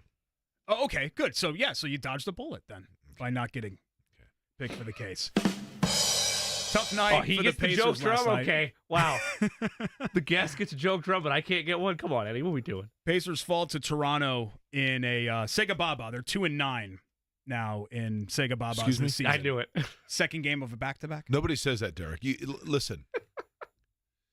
That's another thing that happened today when, they were asking me qualifications, and I'm like, yeah, and they said, have you been on jury duty before? And I said, I've never had jury duty, but my understanding is with this being a multiple that tomorrow would be the Sega Baba of juries. And they're like, what is that? I said, Derek Schultz says that. And they said, who is he? And then I was released. Well, I know our friend Dustin Dopirak, who covers the Pacers, has no idea what that means. Knows exactly what I feel like he's used it in articles before. Covers the blue and gold for the Star. Like I said, Dustin, I get it was a Sega Baba last night, but a disheartening performance, I should say, against Toronto after a terrific win over Dallas. Honestly, are the last 48 hours kind of a microcosm of what the Pacers have been this season, where you have that closing stretch against Dallas? They stuff them into a trash can, and then to come back the next night, again, Sega Baba context there, but play as poorly as they did outside of Mathurin and a couple of other standout performances. It's kind of who the Pacers have been this year, no?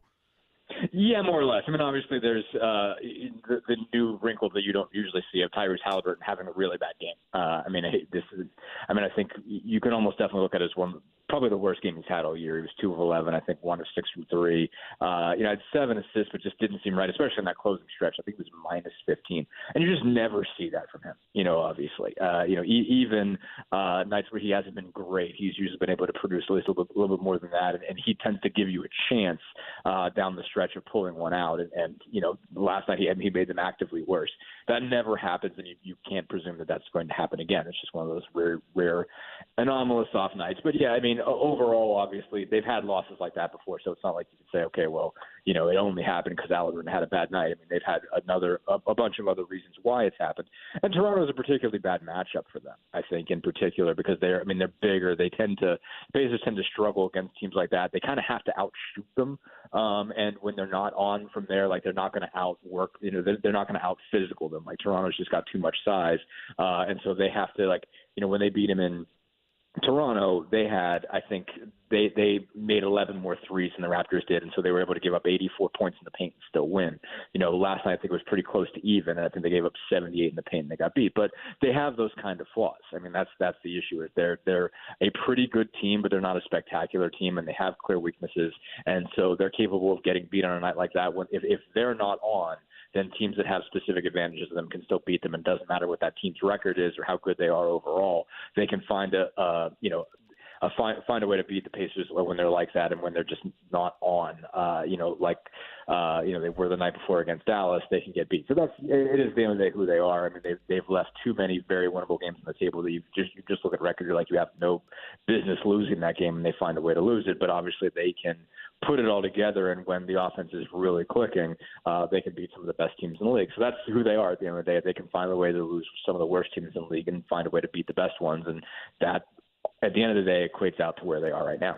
Dustin, I don't know how to ask this without it sounding like a negative towards the player, because it's not intended to be that at all. I think he's a wonderful talent, and you would probably know based on the numbers whether or not this even holds water in all of the different cases. But it feels to me like games where Benedict Mathurin is the Pacers' leading offensive threat and where he really gets into a groove, and he did last night. He can be a rhythm scorer. But it feels to me like if there is a game where Benedict Mathurin is leading them in scoring and he is their go-to guy, that typically is a game where it's because nothing else is working in cohesiveness and it's not a good sign for them. Statistically speaking, is there anything to back that up, or is last night the anomaly? I think there is something to back that up, and some of it's just kind of observation. I mean, like, and I think Carlisle mentioned this last night. He's like, we're not good. His words. He said, we're not good when we're an isolation team. Like, we need to move the ball. Like, that's our strength. But the issue is that Benedict Mathurin is a really good isolation player, and so that was what makes him kind of an odd fit with them in general. But sometimes to stay in it, if things aren't clicking the way that they usually do, if the ball movement isn't producing the open shots and the made shots that it usually does, then someone's got to find a way to go get a bucket to keep you in it. And Benedict Mathurin is as good as they have as just going and getting a bucket. Halliburton can obviously do that too. Siakam can do that too. But that's when Mathurin is kind of on an equal playing field with everybody else. When he's got to be sort of a quick decision, a catch and shoot type of guy, he's not as efficient as an Aaron Nesmith is, but Mathurin has the capacity to find a way to get his own shots in a way that Aaron Nesmith doesn't necessarily. So that's kind of the dichotomy I think you're seeing there, is that yes, at the end of the day, like, he's better when everything else is broken down because he's the guy who gets you the shot late in clock when what you were trying to do didn't work. He's got that capacity to get that shot that the other guys don't have.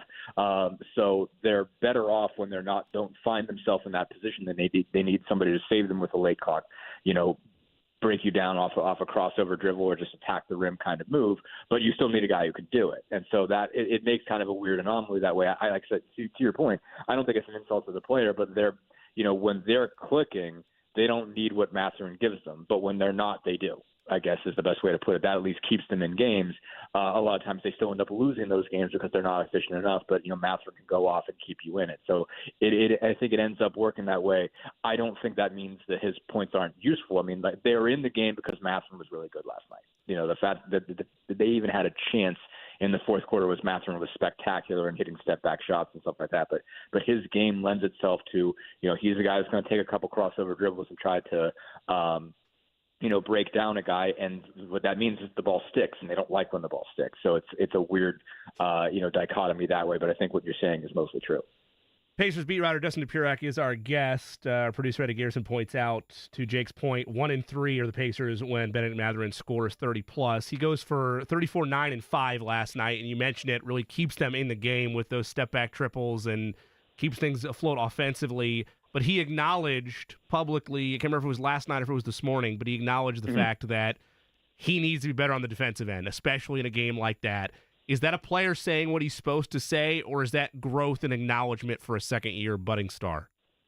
Well, it's both. I mean, he knows it. I mean, he's been told it all year. It's not like it hasn't been made clear to him that you have to get better on this end. And it didn't just start with them. It didn't start in Indiana. I mean, basically, he's been told this going back to Arizona, going back to his days. When I did a feature on him last year, I talked to his coach from the NBA Latin American Academy, and they said the same thing. Like, Ben, you're going to have to guard. You're going to have to play defense. He's always been able to be a scorer, and I think he's good at. He's generally good at one-on-one defense. I mean, like when it's just you against him, he can take it. It's just when he gets crossed up in rotations and stuff like that, you can see his head spinning, and sometimes he's just not where he's supposed to be. So he's aware of that, and I think he's better on a whole, this year than he was last year. I think he's had some really good games and some really good individual efforts, but it's not all there. And that you still see some periods where you're like, you could sense that Ben Mathurin was supposed to be somewhere he was not. And, like that, so that there's still growth, and it's tough to be really good defensively in this league at this point because guys are so good and offenses are so good. But yeah, it's growth that he knows, that he keeps seeing this, but you would want the growth to be faster for the Pacers. I think this was more of a circumstances thing, especially with the injury situation, but I was pleased to see Jarris Walker getting some early run. I think he got some second quarter minutes last night. Anything to read into that, Dustin? Well, the biggest thing is it was an injury situation. Doug McDermott had some kind of calf issue, and he was out for the rest of the way. So somebody had to play, and that's really the only option. The positive thing is I do think Rick Carlisle likes what he's seeing, and I think we talked to him. I remember when he was in Vegas, when Walker was in Vegas with the Mad Ants they went and played a series against G League Ignite. Carlisle said basically he thought that was his best stretch. I mean, he came out with some really good stats out of that. especially I think in the later games. I think toward they played somebody else. I think Stockton, the Kings affiliate out there before they played the Ignite team. But I want to say like his last game against Ignite was maybe like 24 points, 9 rebounds, 5 assists.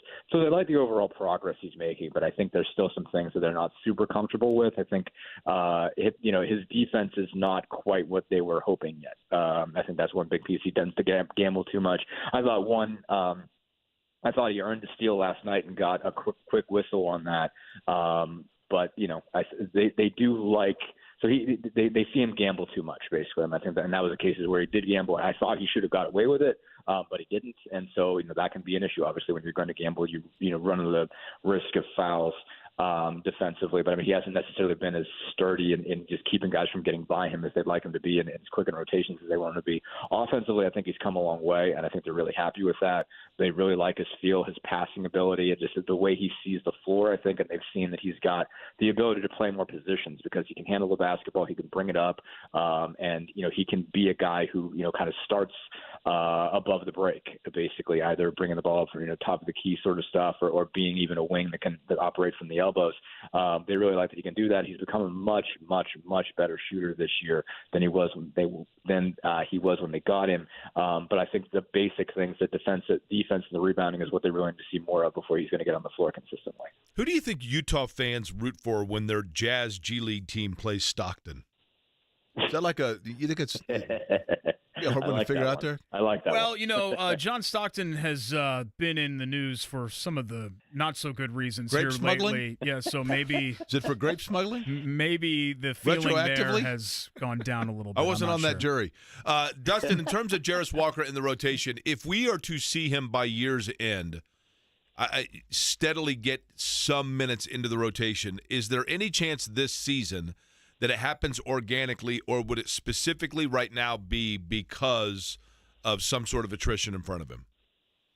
I mean, he'd have to beat out Doug McDermott at the end of the day. He'd have to be a more effective option than Doug McDermott. I don't think right now there's a way that he could make more sense for what they're doing than Ben Sheppard does. I think Sheppard's a little bit more reliable of a shooter and defender, and he just sort of plays more naturally into the system. On some ways, Walker has more capacity, so it's all on some hands kind of harder to fit him in because you're not going to be able to really get him the ball and get that much out of him. Where Sheppard's a guy where he gets the ball and he either shoots it if he's open or moves it if he isn't. He's got a very basic, kind of charge when he's on offense. And I think defensively, he's further along. All in all, and I think Walker can guard more. When Walker becomes a defensive player that they believe he can, he's going to be able to guard more positions. But Sheppard can very reliably guard anybody 1 to 3 right now. So I think it just having made the deal with Hield to move him on, there's kind of one spot available between Sheppard and McDermott, and right now I think Ben Sheppard's a better defensive player, and that makes him a more effective option. So I don't know that Walker can move him off of that. If Neesmith misses more games, I think there's a possibility that Walker can play himself into a scenario where he can beat out when he's the more effective player than McDermott. Obviously, that becomes its own issue because that means you gave up a really high volume shooting guy in Buddy Hield and hope to replace him in Doug McDermott, and you haven't. But all the same, I think there's going to have to be some level of attrition. But I mean, I guess it's also possible that Walker could just go wild with the Mad Ants, and they could just say, well, we can't keep this guy off the floor anymore. We got to find a way. But it's going to be a little hard because I think they're still going to have to play OB. He's been too effective doing what he does. Jalen Smith has obviously been really good at the 5. Mathurin, if he's going to be the second unit guy behind D. Smith, is a guy that you clearly have to have in the rotation. And I think Sheppard's just been more solid. So I think Walker would have to do a lot to get to sort of naturally beat one of those guys out and move them along. Dustin DePirac covers the page for the Indy Star, is our guest. Dustin, I know that you've joked that Rick Carlisle is tired of hearing the question about the player you alluded to in that range of the return of Aaron Neesmith and when that is to occur, but how big of a change immediately will this rotation experience whenever they get Neesmith back, and do you anticipate, like they did with Tyrese, to slowly kind of bring him along in terms of the minutes that he's getting? I mean, I would be surprised if he requires a minutes restriction just because, we're talking about sort of different deals. I think when you kind of get past a sprained ankle, you're usually okay unless it's kind of a high ankle deal or something like that. I mean, obviously this is just sort of, I'm not in the least bit a doctor, and it's just of watching sports for years and years and seeing how guys usually come back. But I mean, I'd be surprised if it takes that long. I'd be surprised if he comes back in a way that he can that's easily that he can aggravate it. I think if he's still not healthy by this weekend, I imagine they give him the rest of the week, and then sort of wait until he's back solid. So I don't think it's going to take a similar track that it did with Halliburton. I think when he's ready to go, he'll be ready to go. And to this point, like, he's been walking around since the injury itself. I mean, like, it's not a scenario where, like, he was in a walking boot on the first day or he had to go with crutches out of there. I mean, he walked out of the building. And so I don't know how far back it is because he has been really cagey about saying it. But, like, I can't imagine that it's that, big, as nearly as big of a deal as it was with Halliburton, where you could see him come off the floor and you're like, well, that's a problem. That's not good. So I don't know. I mean, I guess I'd be surprised if it's drawn out, but I mean, I also wouldn't be surprised if it takes another week before they're ready to put him back out there. But I also just wouldn't think that it would be a long-term, 20 minutes today, 25 tomorrow, that kind of deal. But obviously when he comes in, obviously he's a huge key piece. You're not going to want him if he can't guard. I mean, he's out there, because he's one of the best two defensive players along with Nembhard, as far as perimeter guys is concerned. They're not going to want him out there unless they know that he can guard somebody. And so once that happens, obviously he's going to go back to the starting role. You move Mathurin back in the second unit and roll from there. And you're back to giving Nembhard and Nesmith your two top perimeter, defensive assignments. So I think, if it takes a little while longer for them to feel comfortable for him to be out there doing that, then they might wait on that. Dustin, I want to ask you, the returns look pretty good. We're talking with Dustin Doperak at the Indy Star. Returns look good, positive for Indy for their hosting job with the NBA All-Star Game. I saw they set the record for the NBA crossover event at the Convention Center with attendees. Something like just short of 200,000 people took part in all of the festivities, which was a 14-year high. The NBA ratings were up for the All-Star Game, which was great to see, 20%, which is a significant number. But definitely for Jake, you and I are around the same age. We might not get an NBA All-Star Game back here. Maybe Jimmy and Eddie will be able to enjoy it. What were your takeaways from getting to cover an event that is unique in a sense that Indy hasn't hosted it in 40 years, and it might be another 40 until we host it again? Yeah, no, it was a lot of fun. I mean, it's so different from like other when you think of just covering major events. It's weird to have this thing where there's this 3-day buildup and there's not a championship at the end. It's just a game that nobody's taking seriously, but there's just all this pomp and circumstance in the middle. From dunk contest and the 3-point and the skills challenge and everything on Saturday and the Rising Stars on Friday, and you have all these sort of various kind of media inspired things where they're like trying to get come talk to this person, come talk to that person, and it's wild. I think I got back from Toronto on Thursday, and not long after that, I'm sitting there talking to Shaq, and I'm like, Mark, I'm talking to Shaq. Like, how did I get here? Like that kind of thing. And Shaq and Barkley, and like they had an event basically for media to kind of ask them whatever you wanted to ask, and like they don't censor either. By the way, like when you're talking to Shaq and Barkley and they're not on camera, like cuss words just fly like nothing. I mean, and it's hilarious. You're just like, oh, they just say the F word, just do it. Okay, cool. That's it's kind of who you would expect they'd be, but it's and so it was definitely it was just a different kind of coverage because you're used to kind of building up. Even when I've covered NCAA tournaments or College World Series or stuff like that, there's this kind of like main event that you're keeping your your mind focused on, and then but the All-Star Game, you're basically the question you're asking is like, so you guys are going to care this year? Like that was kind of the only question. And at the end of the day, it was, not really.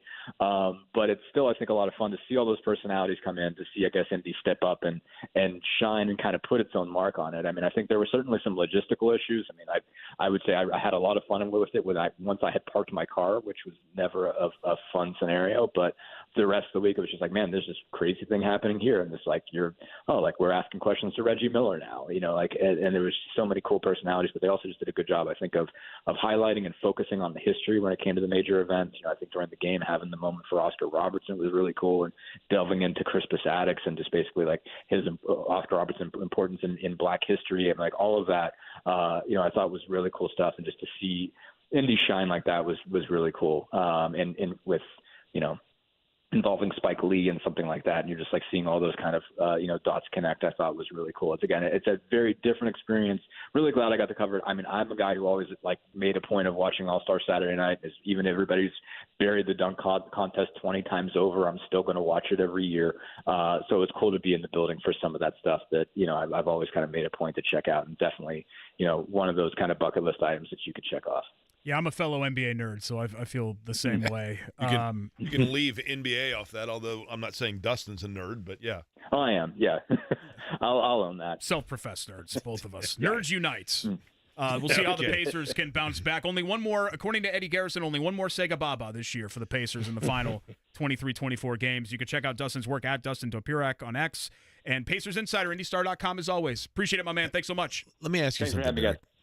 Say that term again, that acronym. Sega Baba. Okay. And that stands for? Second game. So where does the back E to come back. from?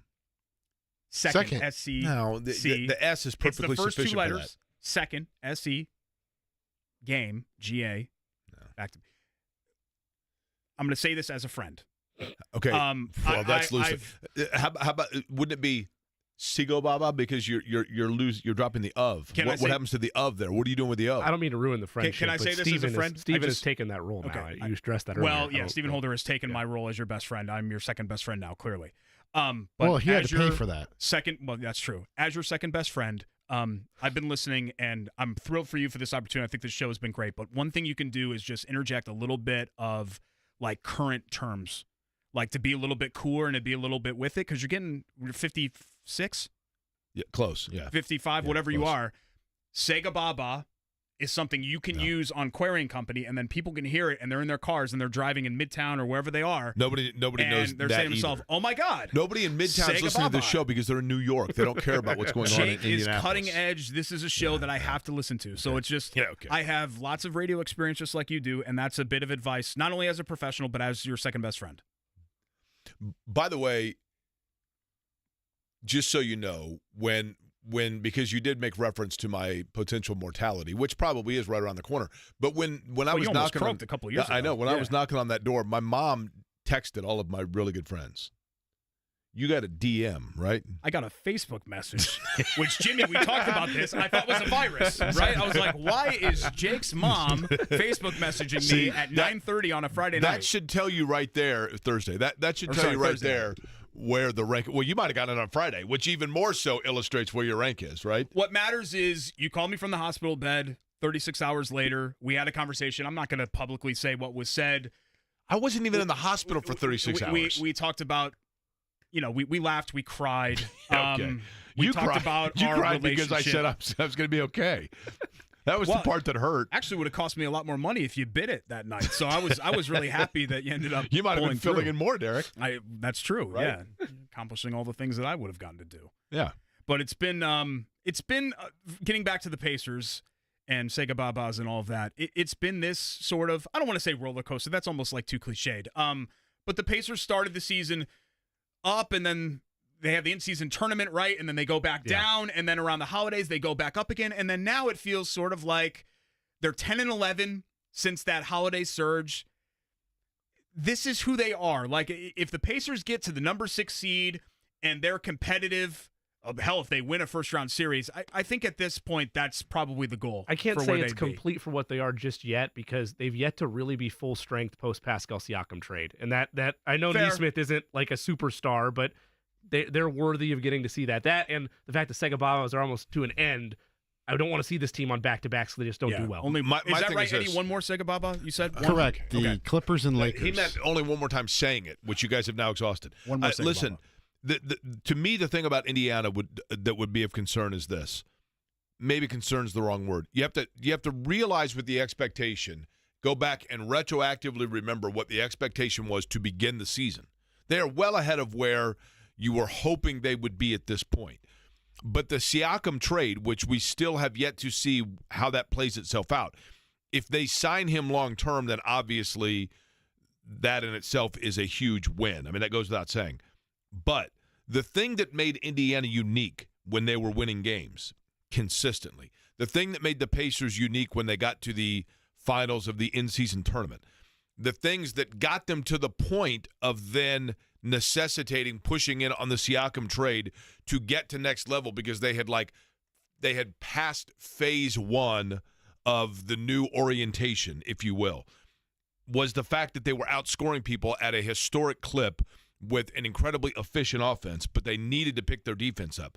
Their defense has gotten better, but with Siakam, their offense has slowed down. They are slowing down in the half-court sets where they're now playing at a more pedestrian pace, which is fine, but it does not keep people off kilter that was allowing them to get the wins that they were getting. So they've got to find a happy medium between those things. Yeah, I agree. They're in a good spot, right? They are growing, they're developing. I think they're getting to where they want to go, or making progress to where they want to go. It's just hard because you see them play the way that they have against the Bucks this year, and you start getting these grandiose thoughts about what they can really do. And in reality, I think there's a clear line of demarcation in the East, or really just the NBA in general, between the teams that are truly contending and the teams that are just on that next tier. And I think it's great that the Pacers are up on the next tier, but to me, the fact remains is that they're on the next tier. They won't get killed if they stumble here, but post-Siakam trade, they are positioned to not only, in my mind, get to that 6 seed or better line that I had for them to start the season. They're not, you're right, they're not at the high level of they're going to contend for a championship, but it wouldn't be a massive shock to me anyway to see them win a playoff series this year. Like, I think they have that within them, but to Jake's point, if they don't get things consistently back, at least close to where they were offensively, they can play all the defense that they want. Where this team wants to run and be at their best is a high-level, high-scoring offense. And if they can't get some of that back while meeting up towards average defensively, it's not going to have that, fairy tale's not the right word, but it's not going to have that exceeds expectation type of season.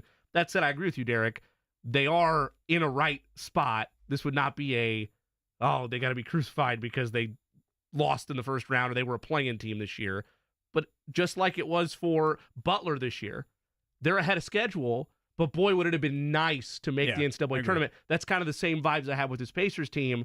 They're ahead of schedule, but man, would it be nice to be firmly in the playoffs and maybe even win a series. Just don't get swept. I can't do another first round Derek, sweep. do you have all your dumb phrases out of the way now? I didn't hear the first half of the show, so I don't know what you talked about. But have you used all the dumb? We haven't used any dumb phrases. What are you thinking of for dumb phrases? I haven't used a single one. We used in my combine knowledge. language. We got into that a little bit. We used bendy with Stephen Holder. Excuse me? Bendy. Is that like the this little dog? prospect is bendy. Agile. Yeah. Swifty. Hostile. I was a high school Swifty. wrestler. I'm pretty That's bendy. a Swifties paying top dollar for tickets, right? Yeah, it does. You're right. Why, is there anything else that you want me to? I'll play the hits. I don't get an opportunity to get on. Yeah, this I know. microphone That's why anymore. I wanted you to get it all out of your system. Usually here. squash those opportunities, so it was nice to not have you here. Jimmy, aren't you glad that I wasn't picked for the multi-day jury? Count my lucky stars. Yeah. By the way, do you know what today is? Is today Leap Day? February 27th. No, it's the 28th, isn't it? Something that I share with James Worthy and Chelsea Clinton, and it's actually a really bad birthday to have. Elizabeth Taylor, I think, it's her birthday today. Is there anything that you wanted to say? I thought you'd say it when you came in or during the break, but you've been here for 40 minutes now and you've not said it. So I didn't. I'm looking at my calendar. I didn't have that in here. Okay. Well, it's my Weird. birthday today. It's my Dirk day. Happy birthday, Derek. 41. See, What- Jimmy and what Eddie number are great is about it? 4-1. I got news for you. You got 9 more before anybody cares, and then after that, it's 25 until anybody cares. Nobody cares. It's okay. There are Is a that lot when of we people send that flowers? care. The 25? We had media coverage because I was a miracle triplet, and I have the newspaper clippings. So I know that grinds your gears because you were like the third kid or whatever. So by the time you came out, no one cared. I was a miracle baby. I defied medical science in 1983. Okay. So it's great to still be here all these years later. Glad to see you outgrew it. We've got tickets to give away, and we'll get back into the IU basketball conversation because that's something I wanted to broach with you as well, Jake. It is your show. I mean, it's called Querying Company, for God's sake, right? 93.5, 107.5 The Fan. Diabetes, high blood pressure, anxiety meds, everyone.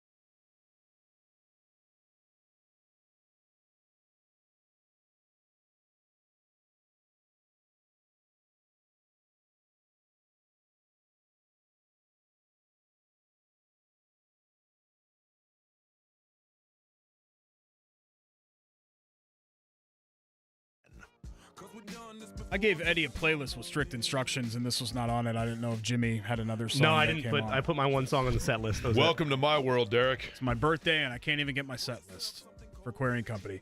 Derek Schultz, I was supposed to fill in for Jake. I was supposed to have all 3 hours. That's what I was told. That's what I was promised.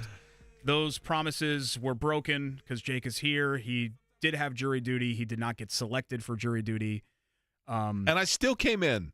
Would have been a Think murder about that trial. dedication. I admire it. That would have been really cool to be part of. I know it would have thrown a huge, because you guys were at the Combine the rest of the week, right? It would have thrown a huge wrench in your week to be selected for the jury. I actually thought about this, and I'm not kidding when I say this, based on my experience last year. I think today is today the only day to pick up credentials? No, we got time tomorrow and Thursday. Because I thought, can you imagine if I would have been on jury duty from 8 until 5, let's say for 3 days, and then on Friday showed up? I'll bet they would have said, sorry, you don't have a credential, you can't come in. Well, I couldn't pick it up because I was on jury duty. Sorry. That would not have surprised me. Well, you had a bit of an issue last year. To say the least. Right, in getting in there with your credential. When you So last year I had a perfectly sufficient excuse. The last day of the Combine, we were doing the show on Friday from the Combine, and I had to go straight from there to the airport for the IndyCar race in St. Pete. So I'm getting dressed at 6:40 in the morning, and I had everything packed and whatever else, and I'd packed the night before, and I grabbed my credentials off my dresser, put them on, and drove down, and walked into the convention center and was walking into the Combine and showed them my credential, and they're like, we need your NFL credentials. And I realized I had thrown on my hard card. So I said, I'm so sorry. Here's what happened. Here's my name on the hard card, my IndyCar credential. Sorry, you got to have Combine credentials. I said, I understand. Our table's right there. You can see it. Here's a video of me from our website from yesterday, broadcasting from that spot right there. So we can just can you call the Colts and they can give me a day credential? Sorry, sir. The only way that we can allow you another credential is with an official police report that your credential has been stolen. Okay. So then I realized. And you were handling that well, I'm sure, right? I was. No. So I just said, you know what? People. Fine. I'll go home and get it. I'll drive all the way home and get it. So I drive home and get it and come back and walk in and sit down. I think I missed like the first segment of the show.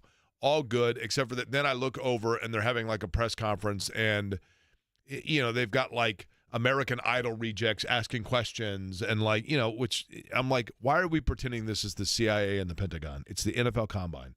At this point, anybody who has like 2 tear-off tickets from a Twinkies box can be in here. I think it's just hard for you because for most of your life, when you've run into situations like this, people have thought it was like endearing or cute and, oh, that's just Jake and you've talked your way in or whatever. And not everybody thinks that you're endearing and cute and, oh, I'm going to let this guy in and I trust him. And I think they actually did the right thing. I'm a big believer, Derek, in common sense. I'm just a believer in common sense. And every once in a while, you just have to look at things and go, what's the logical situation here? Logically speaking, this guy is wearing a credential for another sports series. He has an ID that says he works for a radio station whose like tarp is hanging from that table right there. Do you even think they knew that sports series? And he's been here. Good. That's a good question. But nonetheless, I'm wearing a credential for it, right? Could be fake. And in addition to that, I've been there every day. They've seen me every single day, right? And they can pull up in their system. Did you say hey to them every day? Hey, Tim, how's it going, man? Well, Good to see you. Bob, first off, hey. when you get there at 10 till 7, there's not a lot of people there, right? So, but you would think that they would have been able to type my name into a database and pull it up and go, yeah, there's his credential right there. He, in fact, you talked your common sense, Derek. You talked your way out of getting arrested for sneaking into an abandoned Astrodome. Yeah. And you couldn't talk your way into the NFL Combine. I think that trade-off would be fine for you, right? Which would you rather have access to? The NFL Combine, the Astrodome? Yeah, I'd rather go into a stadium where Evel Knievel jumped over stuff and the Bad News Bears run around than somewhere where guys are running around in underwear getting measured. Exactly. You are correct. So it all worked out, as everything does for Jake in his life. Right. IU basketball taking on Wisconsin tonight in the ultimate who the hell cares game, right? Even if Indiana won by 25 tonight, who cares? The ink is dried on what their season is. Jake, I know that you've talked about this already ad nauseum, but since I have the opportunity to talk about it, we mentioned it with Jimmy earlier in the show today. What do you think about Mike Woodson's job status and just kind of Are we doing this again? I mean, it just feels like it's the same thing over and over again with Indiana, where they go up and they immediately come back down. Like last season, I thought was a good season. They finished second in the Big Ten. They swept Purdue. They won an NCAA tournament game. I get that that's not going to appease the fans that think that they should be in the Final Four every year. But we talked about this, Jimmy. Objectively speaking, last season was one of the 5 best seasons that Indiana has had this century, probably. Yeah. And are you willing to let Woodson go after things got this bad this year, even if it's only one bad year? Here's what's fascinating about all of this. And let me preface again by saying, I don't know Mike Woodson. I know a lot of people that know Mike Woodson. I know people who have worked with, and I think even Mike Woodson's worked for. And to a person, nearly everyone I know that knows him well has said that Mike Woodson's a good guy. I don't think there's a bad thing about him. I think that Mike Woodson in this situation has become a little bit, I think, quite frankly, I think the best thing for Mike Woodson, let me tell you something I think would be good for Mike Woodson and good for the Indiana fan base. And it's going to sound self-serving. It's not intended to at all. And there's an irony to it because he worked in New York, which is the media capital of the world. Mike Woodson needs media training. He needs media training, number one, because it would temper some of the things that he says that fan the flames. And number two, because I think a lot of the media people don't feel like they know him really. And I do think that probably the more you get to know him, probably people would find out the more they actually kind of like him. But he has not handled these situations well. Mm-hmm. His I'm not the one missing shots, guys, I'm not going anywhere. He's a little, there's a little touch of defiance in him that I think has rubbed people wrong. But when you really step back and look at it and you do comparison, and Jimmy's heard me say this a lot, I'm a precedent guy. I like to measure things by precedent. Archie Miller never really got it going at Indiana, but he got 4 years. Tom Crean, the last couple of years, you could make the argument that it was like 3 consecutive years where the sands were pouring through the hourglass, but he got another year. When it got to the rock bottom, he was given one more year. And then actually I think a lot of people were surprised when he was replaced. Kelvin Sampson, a little bit different story. Mike Davis got probably a year more than people at the time would have thought or would have wanted. But my point being that of late, Mike Woodson, the precedent would say that he deserves at least 4 years. The one difference and the one challenge would be, and I heard you guys talking about this earlier, but the real obstacle for Mike Woodson in stating his case of why he deserves that extra year, aside from precedent, the counter to that would be there doesn't appear to be a lot of footing or basis for next year being any different or any better than this year. Khalil Ware is all but gone. Mackenzie Mbako and Malik Renew are really good players, but are they going to come back? And then you only have one recruit coming in, but you have no guards. Now, the portal becomes very important, but the transfer portal is a lot like free agency in the NFL when Bill Polian said, when it comes down to it, you still are taking someone else's recycles, right? And so the thing that is a challenge for Indiana or for their fans is to get excited about the fact, Derek, or see any light whatsoever that next year is going to be any different than a rinse and repeat of right now. And so that leads to people to say, well, yeah, if you want to give him another year, you give him another year. But why in the world, what basis, foundation, or evidence is there in any way, shape, or form that next year is going to be any different than this one? The only thing that I've seen out of Indiana at this point is a lot of sensitivity about, and I understand it. But, I mean, I've talked to guys that played there. I've talked to guys that are around it. And I think that there is just – the fan base can feel pressure. Players even can feel pressure. But the people that you're paying millions of dollars to run things should, at least on the outside, never appear to be feeling pressure. And Mike Woodson looks like he can't handle the pressure. He needs some sort of a training or intervention in that area. I don't think he's a bad guy. I don't think he's a bad basketball guy. But right now, I think he's focusing and channeling his energy on trying to win the wrong arguments instead of trying to win basketball games. Well, if he can pull 5-star type talent And if Indiana's got this big NIL war chest that everybody talks about, and if the fans say that people still want to come to Indiana and play there, and the fan support is what it is, isn't this an era of college basketball where they should be able to go in the offseason and fix a lot of these problems? Yes. So do you give him that chance? Because this is something that so Archie far, Miller couldn't fix, or Tom Crean maybe couldn't fix, but Mike Woodson now has the ability to fix. I agree with that, but they have to get shooters. That's the bottom line. They need to get outside scorers. Now, maybe you can do that in the portal quickly. But if you can't, this past year, them missing as bad as they did in the portal, and especially our conversation earlier regarding maybe it wasn't just because Xavier Johnson and Trey Galloway were there that they missed out on guys. They want to be the NIL school. They want to be at the forefront of this where we are pro NIL. We are going to get the players whatever they need, and we're going to have tons of success because of that. That failure this past offseason gives me pause to why didn't it work out? And if it wasn't because of Xavier Johnson and Trey Galloway occupying spots, and it was another reason, why should I have faith that they're going to suddenly go out and win the day when the portal is set up for schools just like Indiana to be able to do that? Yeah, I don't think you can fire him after the third year. I think the optics would be terrible. But that said, and I mentioned this with Jimmy Jake, I'm worried that Mike Woodson is running into the same problem that Tom Allen did. I don't think he knows what's wrong. And if you can't identify the problems, I don't know how you fix them. Because what Woodson has said publicly is they're talking about, well, we missed shots. Well, you miss shots not because you miss shots. You miss shots because you guys can't make shots. That's the problem. It's not like this random thing that happened and injuries and all this other stuff and the excuses that he made. It's a roster that has 3.5 good players. They have Mbako, they have Ware, they have Renew, and then they have Trey Galloway on the right night. And the rest of it is it's a bunch of guys that bring nothing to the table, like CJ Gunn and Banks and Sparks and all these guys are Gabe Cupps are zeros.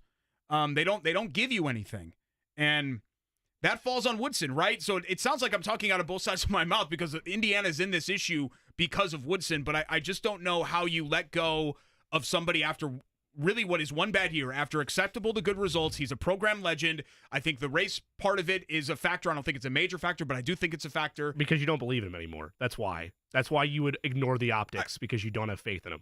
I just think that this whole thing, the coaching carousel and all of that, and all the narratives about Indiana basketball that Indiana basketball wants to buck against, you just heighten all of that by doing this. Mike Woodson is in this situation. Let's just tell it clearly. Okay? Mike Woodson is in the situation that he is in because he put all of his eggs in the basket of a guy that no one else trusted. Xavier Johnson came to Indiana because his old school didn't trust him anymore. He was suspended for leaving the team hotel and gallivanting around Chicago when they were playing Northwestern. He has had multiple. I don't know Xavier Johnson. I was a knucklehead when I was 23 years old. I'm not saying it makes him a bad person. I'm saying that at the very least, he's a good person who's made multiple bad decisions. And he has shown a complete inability to show any maturity or progress throughout the time that he's been here. And when it came down to it, Mike Woodson looked at Xavier Johnson and said, that's the guy that I'm riding behind. And it blew up on him. And for most people, they would have looked at it and said, I was just in Las Vegas, right? When you go to Las Vegas and you go to the roulette table, the first thing you look at is you look up and you see, okay, what number just hit? It has no hill of beans worth on whether or not that number is going to hit again. The odds are the same on every single roll, right? But you feel like it because you're like, am I kind of playing with fire with this number because it has or has not hit whatever else? It's different with basketball. You look at a guy that's had multiple infractions, it does give you a barometer as to what can happen more so than thinking and assuming that it's not. And he came down to it and said, I need shooters and I need guard play to go along with and accentuate the frontline players that I have. And instead of going out and actively pursuing guys, I'm going to assume, number one, he appeared to be the last person aware of the fact that Jalen Hood-Schifino was going pro. And number two, he said, I've got Xavier Johnson coming in, who's not only injury prone, but has been really, really, really prone to bad decisions. And that's why he's in the situation he's in, because he trusted a player that no one else did. But coaches make bad bets. That happens. Matt Painter made a bad bet on Ronnie Johnson all those years ago to come in after the Hummel and Johnson and Moore group came in, and Purdue bottomed out for a while. They were last place in the Big Ten, and they kind of wore it for 2 years, and they rode it out, and they came back, and look where they are now.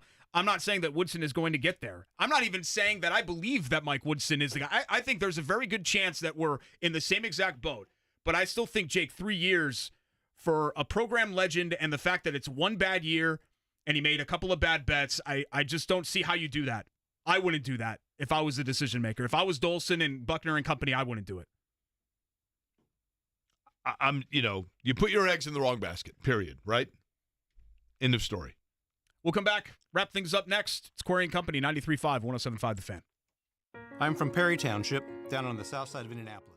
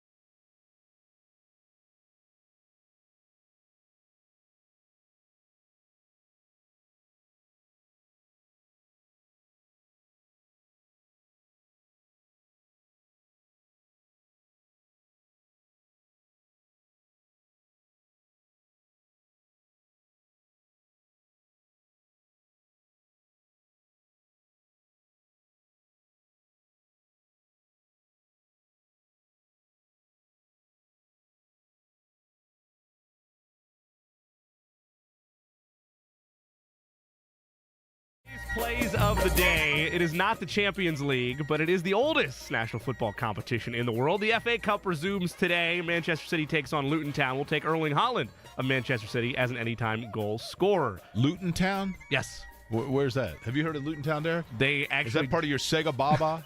Luton Town? Yeah. Is that in Germany? They're one of the smallest clubs in all of the Premier League. Then you should like them, Derek. They just got added last year by promotion. Tiny but mighty. Indeed. Lutenberg? Is that what it is? Luton Town. Okay, sorry. In college basketball, we'll scoop the 3.5 Is on Luton Kentucky. Town a town, or is that a part, a part of London? It's not a part of London. It's not a part of London. Okay. Anyway, Kentucky plus 3.5. Scoop that as they're on the road against Mississippi State. And we'll lay the 4 on the Wisconsin Badgers. They are at Assembly Hall tonight against the Hoosiers. Now, Derek, do you know what the scooping stuff means? I mean, you're all into the hip lingo. Scooping? I've not heard that. Scoop it up like take it, right? Take Correct, it right now before points. it moves. Well, no, so they're getting points, so I'm going to scoop those points up. 4.5 I thought underdogs. you meant like scoop the bet up like No. before the line shifts a different way. Okay, that makes sense. Actually like that. See, this is what you need, Jake, though. You need the youth on the show. Eddie, do you have anything? I do. I've got 2. I'm taking Shavano Heald over 12.5 points and Kristaps Porzingis over 1.5 3-pointers. All right. Porzingis, the unicorn. I was all in on Porzingis when I was still kind of emotionally invested in the Knicks as being the next big thing. And I mean, he's been a good player, don't get me wrong. Who did you pick he's last had a night? weird Me and career. Eddie forgot. We dropped the ball. I apologize. Money line. Who did I tell you to take on the money line? Eddie asked me this last night. I totally forgot. They're so getting 9. Who did I tell you? I don't remember. Plus Raptors. 330 is what they were juice was. Derek, It's college the Fighting basketball. Camels. Who are the Fighting Camels? Campbell? College basketball. Campbell. Yeah. They were getting 9. Plus I told you money line, plus right? 330 on the money line. I couldn't why do recall I if it was know? them or if it was Missouri Valley State or whatever who got their first win last night. Missouri Valley State, they're not Division I, Mississippi Valley State. Mississippi Valley Yeah. State. That's what it was, yeah. Because Detroit Mercy had beaten IUPUI, So and they got their first on the way, win. on their way to Kalamazoo, right? Exactly. Yes, they are Well, very they low on their can't way be to if they're college. winning. Here's good point. Yeah, they're backing their way out of Kalamazoo probably. Last night, Campbell, the Fighting Camels, taking on UNC Wilmington. Campbell was a 9-point dog. I said, take the money line all day long. I know nothing about this, and I told you Vegas ain't built on people winning.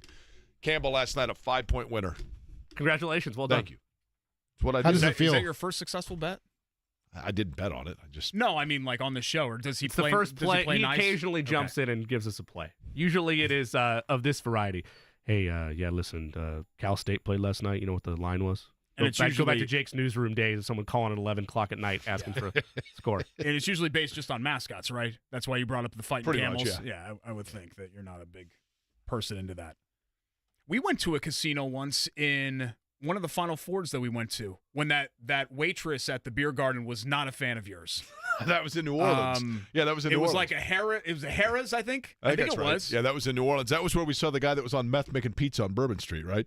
We did, yeah. He was having the time of his life. He was. Nobody else was, but he was, right? My favorite Final Four story is seeing Bob Huggins just completely by himself wandering around San Antonio. We ran into him like 9 several times. He was like the photographer in the Omen. He Every never time we had turned a anybody corner, with him. Bob Huggins was right there. All the other coaches, like Izzo, even Painter, had like an entourage of people with them, and it was just Huggy Bear like eating a turkey leg down on the Riverwalk in San Antonio. It was great. Yeah, that is a true story. Thanks Sarah, for letting me did you fill have in fun? today. Yeah, I did. I'll let you round it out. How's that? Since you've just taken things over anyway. Sure. Well, thank you for saying that, Jake. I'm so grateful and blessed to be here on a live microphone and have the opportunity to fill in on Jake Query's show. I'm just so lucky. Thanks to Eddie. Thanks to Jimmy. Thanks to all of our great guests today. The Ride with JMV is next. Stay tuned for that. 93.5, 107.5 The Fan. 93.5 and 107.5 The Fan. Your home for Indy sports.